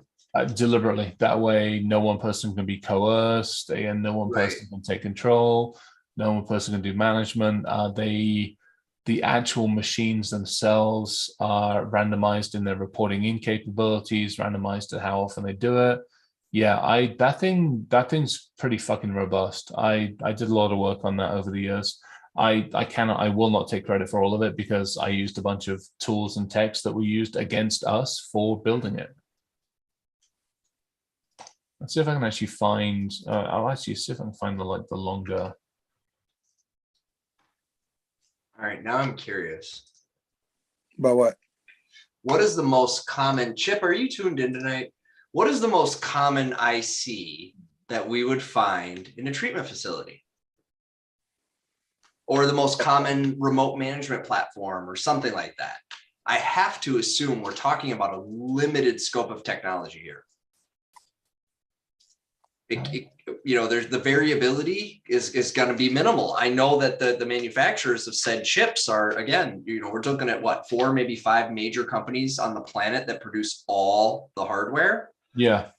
So while we can't get what was the stat, 150,000, I believe, water treatment facilities in the US, give or take, 16,000 in public. Securing them one at a time, to Evan's point, probably very difficult. Getting 5 companies who wish to continue to do business in this country to cooperate, I don't know if that's as hard. Also, can't we invoke the Defense Production Act, throw a little National Security Act on top of it and just force their fucking hand? I'm pretty sure we could. There's more than 16,000 publicly owned. Public, yep. Wow. And then 150-ish thousand in total, right? Actually, I'll find out. I have the number somewhere. Don't make those noises. Not while no, you're up in your neck of the woods, aren't you? That's okay. They're joining the party, Yeah, let's not go there. the Part T. I had a list of the publicly owned ones. I can grab it. I don't know where to fucking put it.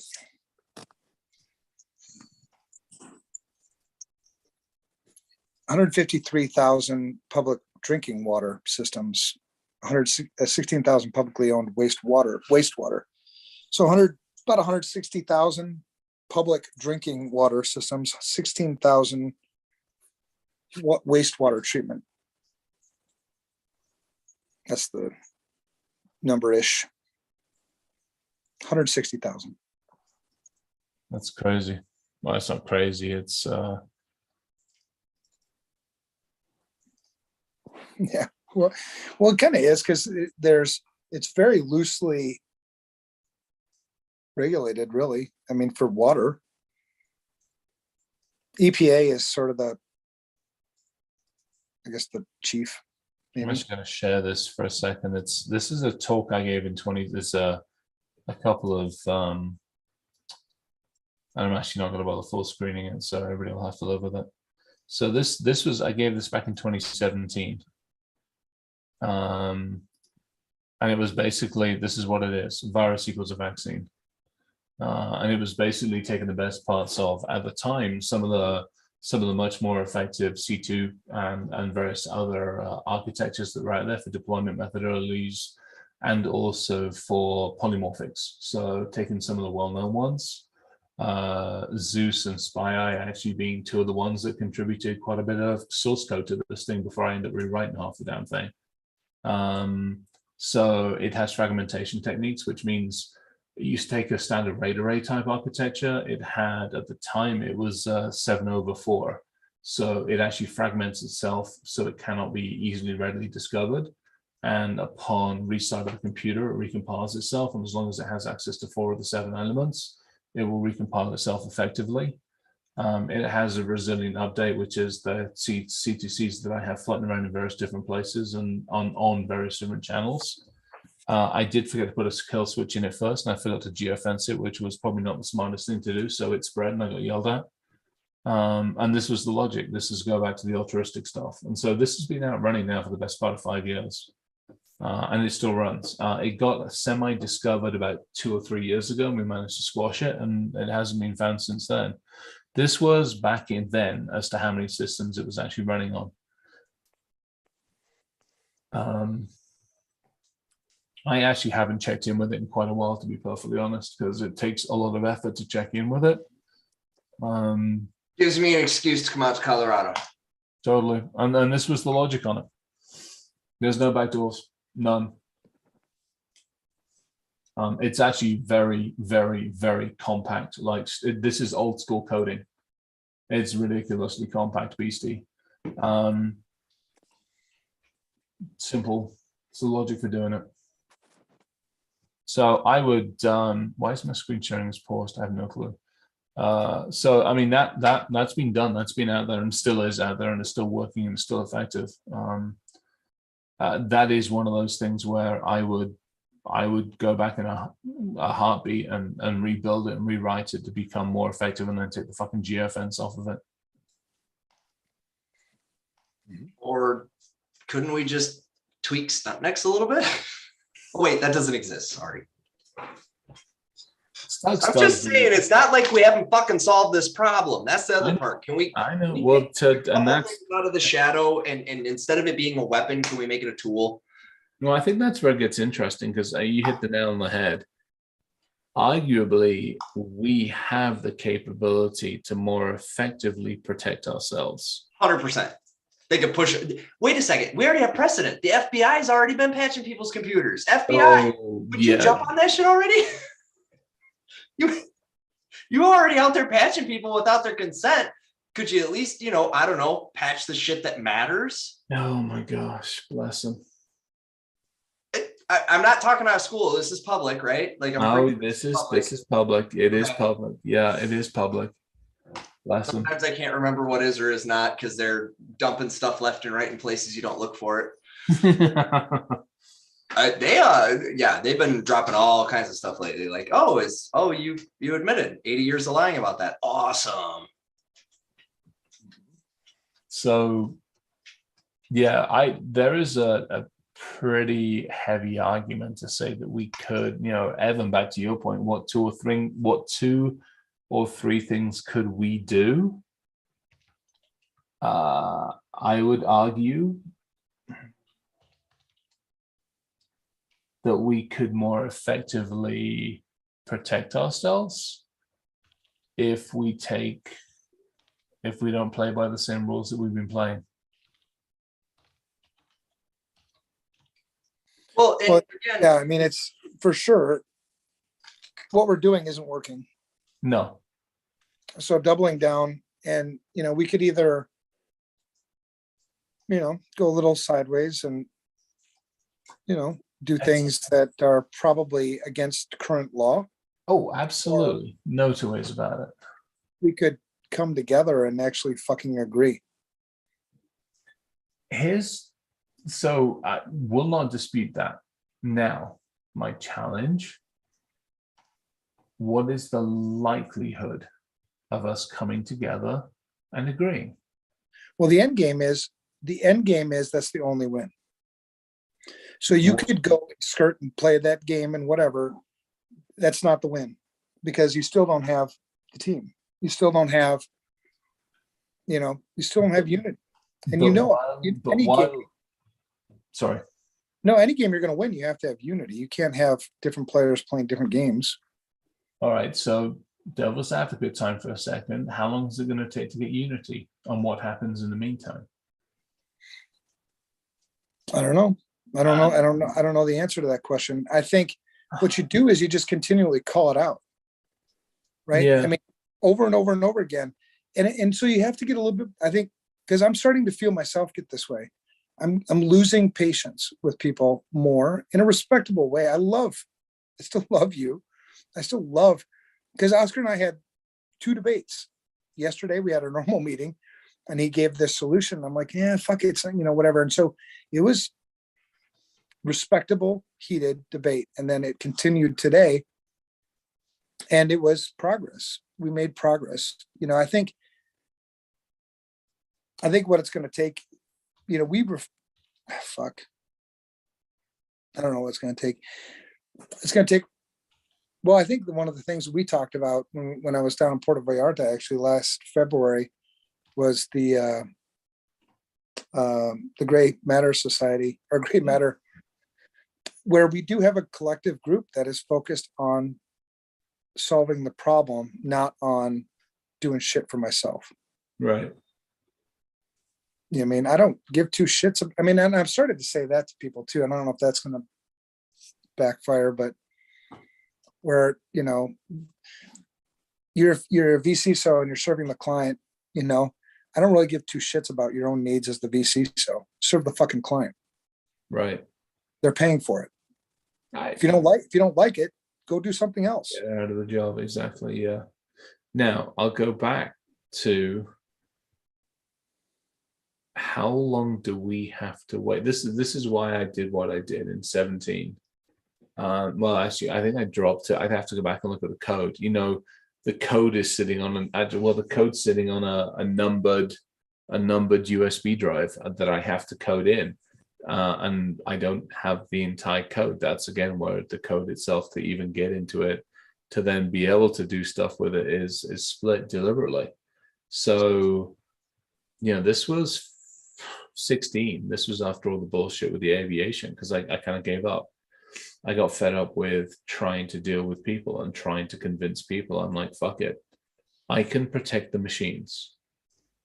I can actually build something that can more effectively manage risk on a machine by machine basis without dealing with the fucking humans. And that's what I did. And so my counter is, how much more suffering do we have to go through, and how much more happens before we just say to hell with it and let the machines protect themselves? You'll still have limitations, right? Oh, 100%. Absolutely. This works on certain types of systems. It works across a lot of code bases, but it's not perfect, not by any stretch of the imagination. Well, and humans just do weird fucking analog shit to digital stuff. But Right. so this thing you're talking about, I would be on, I'd be on board with it. I would consider it because it solves a problem. Yep. It's something that can actually be done. It's not pie in the sky shit that I've heard No. so many fucking times. No, this is, yeah. The only issue we have is, maybe the legality of it, but okay. Yeah, absolutely. And that's I'll why be a Mexican citizen by then, so I don't know. and that's why I deployed it where I deployed it. That's why I put it now. I forgot to geofence it, so then I got yelled by some other people. But once I put that back into place, it stayed inside a very well managed ish general set of locations. Because it is our job to protect. I mean, that's what we do. Right. Now, do we protect those who are unwilling to protect themselves? It's not so much. I got an idea. Yeah. So You've been throwing up a bunch of team viewer shit. What the fuck you been doing with that? Yeah, what have I been doing? Very, very interesting question, Evan. What have I do been that doing? in a second. I need to A, P, and B, get more water. So we know that the majority of the software out there that is used for this has either GitHubs that it gets its update from, or it's got open source stuff buried in it. Oh God, this is a Pandora's box. Nope, I won't go there then. Okay. Yeah, I mean, is that what you're talking about? I'm talking about the open source libraries and shit. I'm talking about forcing multi-factor. I'm talking about terminating connections until they successfully complete the task. If you can ransom a computer and force behavior, well, then fine. I'm going to do a new kind of ransom. Your bitch ass is locked out until you secure this thing. I'm actually not going to do that. NSA, please don't come get me. And this is not me agreeing. This is This is hypotheticals. We're exploring ideas of ways that we could actually help the nation be safer. Yeah, and this is not me agreeing. This is, late night, tired. I nod a lot anyhow. It's just like a head bob thing. It's a tick. Yeah, I don't even realize I'm doing it until I watch the video later. I'm just saying, like. Well, we have to come up with something, man. I mean, and maybe we do wait until we get gray matter up and running, where we've got people that will respect each other. Because even here, if we were focused and stayed focused, we would come up with some really good solutions because we do respect each other.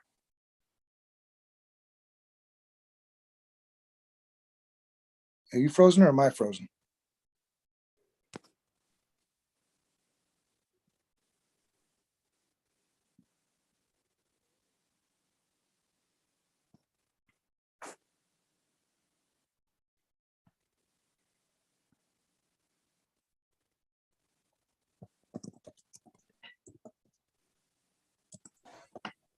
Was that you that froze or me? Somebody off. That was you. That was me. Okay, because I'm sitting here, I'm like, straight up Zoom crash. So sorry, guys. Sorry. Let me know if we need to take this episode down. no, Chris is still there. I mean, yeah, but my home internet just fucking puked.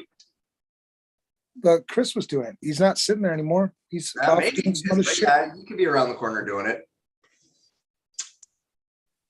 No, I think, we have to come together. We have to figure out, we have to have a forum that's not going to be tainted. And I think when we drafted up the charter for that, I think we did that right, where we protect it, because so many people start out in this industry, I think, with the right motivation and the right reasons, and then they sell out. It just happens over and over and over again. You're like, oh, awesome. Here's a company that is dedicated to a mission, and awesome, I can get behind that. And then 3, 4, 5 years later, 6, 7 rounds of funding later, and it's like, what the fuck? You're not even saying the same shit you used to say. True. And it's that corruption of the money, because it's profits over protection instead of the other way around. It's everybody wants to save a dime. I did a story about this that didn't get picked up. It was submitted to the Wall Street Journal, and it was about why businesses need to put protection before profit, because there's going to come a time soon, and I'm calling it out right now. There's going to come a time soon when either A, you're not going to have a choice because some catastrophic disaster has unfolded, and now it is actually a matter of national security, and it is treated to that level of seriousness. Or B, you're going to be so destroyed in a cyber event that you're going to absolutely lose all your customer confidence, and people are going to leave. That's going to happen. It will happen. Even if you're the Titans right now, I'm not entirely sure you survive what comes. You could be the biggest tech company in the game, and you wouldn't be the first major longstanding company, Sears, anyone, to fail to make the appropriate turn at the appropriate time and end up failing. Well, here's the sad thing when you talk about consolidation, you know, in our industry, you know, to what Chris was saying, you know, you sit through some of these Senate, you know, committee meetings after big significant events, and you hear the things that they say, and these are the biggest players in our industry, right? This isn't an FR Secure or a Hillbilly Hit Squad. I mean, this is the big players, right? And what are they saying? They're saying, oh, you don't have to worry about the basics and the fundamentals. You know, I mean, it's operationally cumbersome. Don't worry about that. I shit. And at what point do people fucking wake up and realize that the big cause of the problem is the people that are playing the power? The complexity. We keep adding more, keep adding more, keep adding more. This lust, more lines of code, more lines of code. Microsoft can solve everything for you. Google can solve everything for you. More lines of code, more features, more lines of code. No, I don't need any of that fucking shit. I need a fucking word processor program that's not going to fucking crash. That's what I need. You know what I mean? So, because there's a critical mass. I mean, it's logic, right? Follow it. Where does it end? It ends in, you know, it really does end in implosion. So at one point, do you, that's the part that scares me the most about the consolidation, because they're not telling the right story. If the consolidation was like, you know what, we really need to focus on using the shit that we have already appropriately. That's the answer. Learn how a fucking firewall works because you have a firewall. Learn how a network works because you have a network. Question. What if things that could kill people should not also be convenient? Because see, part of the challenge here is, why is that open? Well, it's not open because it's necessary to the successful operation of the facility. It's open as a matter of convenience to the sysadmin. By default, there is absolutely zero reason for any of those facilities to be on the internet to function properly. They are self-contained. They are self-sustaining. No. Oh, have we crossed that chasm now where we decided that a water pump needed to be something more than a fucking pump? No, because I'm a third-party vendor that supplied you with a water pump, but I need to actually have predictive maintenance on that water pump, which means... Oh, yeah. No, you don't. You can send the guy... No. You can spend the money and put him in a fucking truck, and he can come do it like he used to in the old times. No, that's way too user-intensive, and you don't want to pay that much for it. So I'm going to do remote maintenance. But that's my point. Right. Your arguments are absolutely valid. And all you're doing is highlighting how fucked up and broken our world is, because we've put convenience before sense. I don't even call it common sense, any sense. We've put convenience before safety. We've put convenience before sanity. And in our rush to adopt it. You know, the crazy fucking thing is, too, there's a direct correlation between convenience and simplicity. Yeah. Because the more you try to make things convenient, the more you keep adding more features and more features and more features, the more you make things less convenient. Because instead of the two things that I had to be concerned about and manage before, now I've got 20 things, and now I've got to patch these 20 things. And now I've added another 30 things to fix the 20 things. So now I have 50 things. Whereas if you just had back to simplicity, it's convenient. Ironically, you've just described these things. Remember the whole idea of these things to give us time back, but they've done nothing that suck more time from us. No, you're right. That's a really good way of looking at it. I'm a big fan of some stuff should just be a little bit harder to do. I just am. I'm old school like that. And as a citizen, you know what? If you putting a guy in the truck is going to drive the cost of my water up by, I don't know, 2 cents a gallon. Well, you know what? That's the cost I'm going to pay for clean, safe water. And if I don't like it, I can do like the rest of the world and take a bucket and stick it on my head and go down to the dirty fucking river and scoop some out and walk 10 miles home. Right. I love it. No, I agree with you, man. There's so many things. I don't know. I mean, you know, shit. There's so many things in this world that just don't make any fucking sense anymore. It's like, I feel like we had that problem solved 30 years ago. Mm-hmm. Thanks. Because they just hit my internet. Sorry. Tell them to quit flooding me with packets. Flip the packets, flip them. Screwing up the live stream. Ay. Yeah, I don't know, man. I think we've identified a whole bunch of solutions. We've identified a whole bunch of things. It's acting upon them. It's getting them done. It's figuring out which of these things. So you've got this big thing, right? This is the solution. Well, I can't implement all of it right out of the gate. What are the steps to get there? You know what I mean? And can we agree on some of these steps, and can we actually act on them? They'll be incremental, right? That's how life isn't like, the only thing that like fixes like everything at once is a fucking nuclear bomb, right? We're not doing that. We're not. Step. No, but you know, and I think it's going to take some kind of like, where would I go today for a place where we could discuss these things safely, respectably, en masse, and enact something? Where is that? There's a room. It's got a glass box in it. It does not touch the floor. It is suspended by cables. I mean, for real though. Faraday cage around it. That too. No, I mean, Big and time. a long elevator ride. Because we talked about, you know, you and I were just talking about how so many organizations start out with the right motivation in this industry, and then they go fucking sideways. Yeah. The money does that to people, dude. I know, but investment money does that. VC money is poison.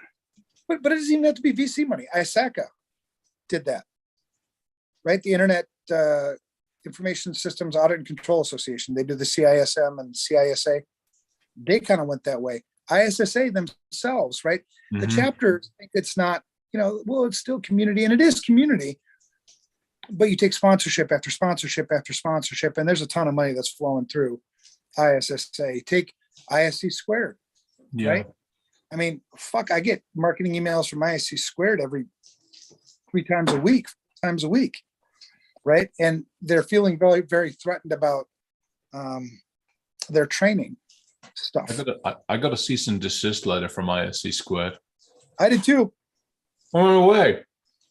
Yay! I don't have no letters yet. I ain't got no letters yet. But when ISC squared started, it was very much mission focused, right? It wasn't so for people by the people, yeah.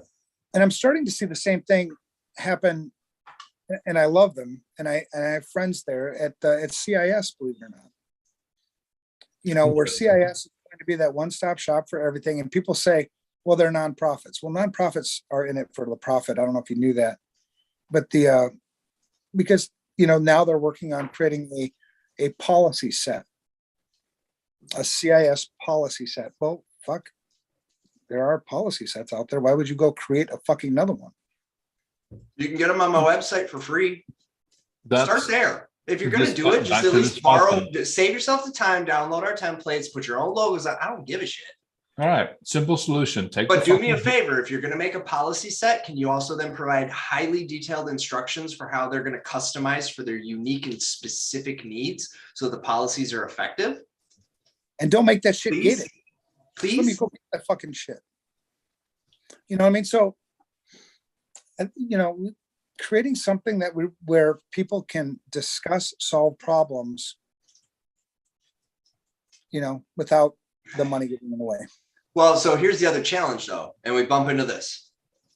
So certain discussions on solving certain problems then trigger certain people to go shut up. You know, not too often.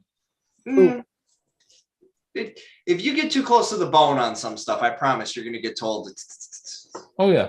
And so what would I do? Push the fuck out and not solve the damn problem?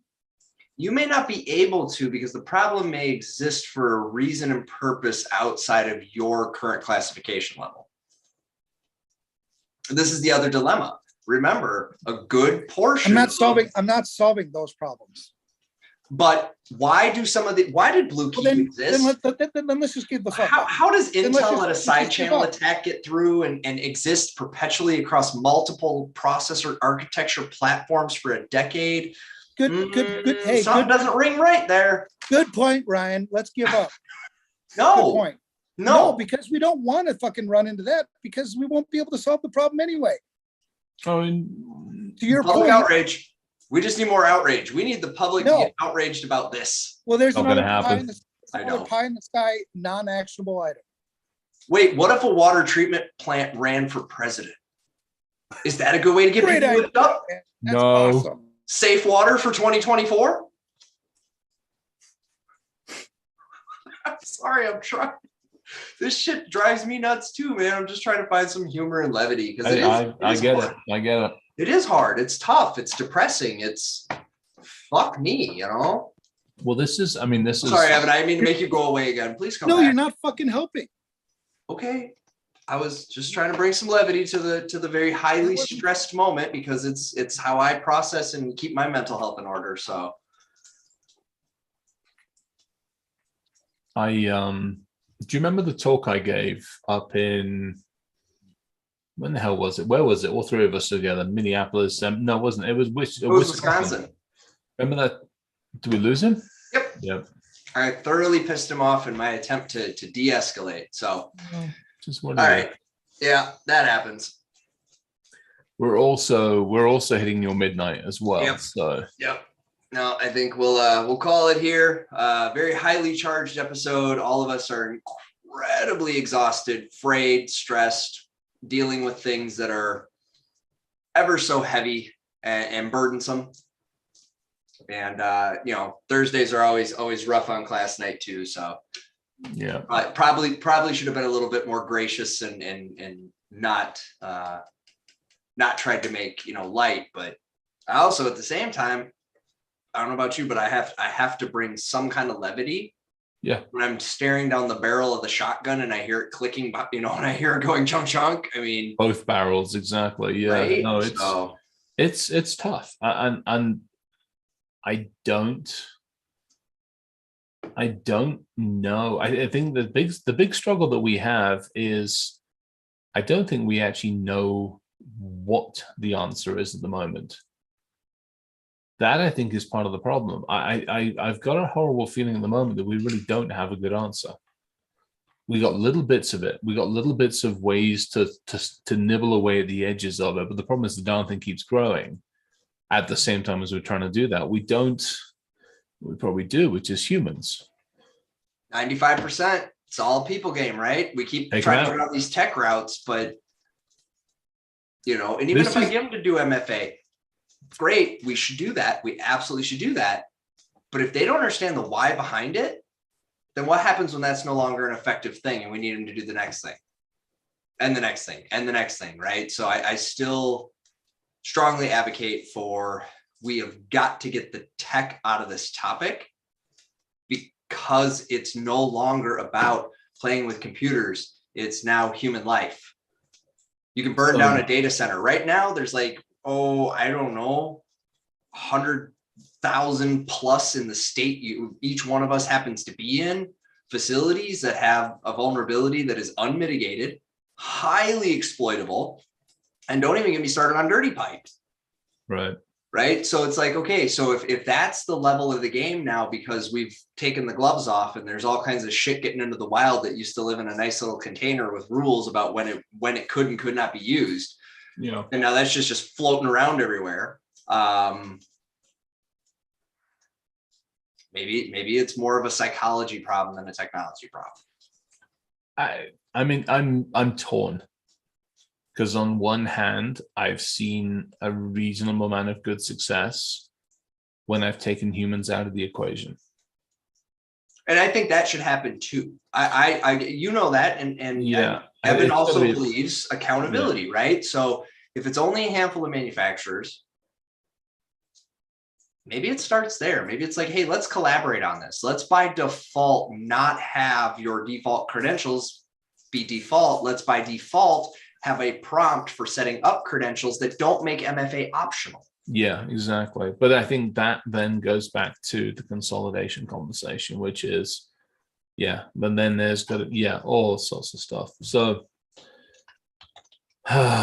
we'll get there. We'll get there. Well, we'll see if we get there. How about we put it that way? All right. Well, You we'll gonna be call okay? it. Huh? You gonna be okay? I'm fine, man. I get it. I'm sure, everything will be hunky dory by tomorrow. Personally, I don't think I said or did anything at a level of damage to what we're trying to get accomplished that No. I'm worried about it. Right. Totally. So shit happens. It's a rough night for all of us. I take it all with a grain of salt. I'm not one to. Good. Okay. Just checking. You know what I mean? Yeah. Oh yeah. No. Whatever, man. I think it's probably more frustrating than anything because there's not an easy solution to it. There's not. I mean, so we'll keep kicking the can. Now, do you want to do this one again since we didn't actually, or should we just put out a disclaimer that until the world stops falling apart, we're probably not actually going to stay on topic for focus on topics? Yeah, I think that disclaimer needs to go out. Yeah, that's it. We'll have the general topics, but honestly, at the moment, I mean, until we get just a smidgen of we'll call it here because let's not even go what stability equals. We'll save that for an entirely separate set of conversations. All right. Thanks for tuning in, everybody. We'll do this again next week. We hope. We'll see you then. Figure it out. Everybody take care.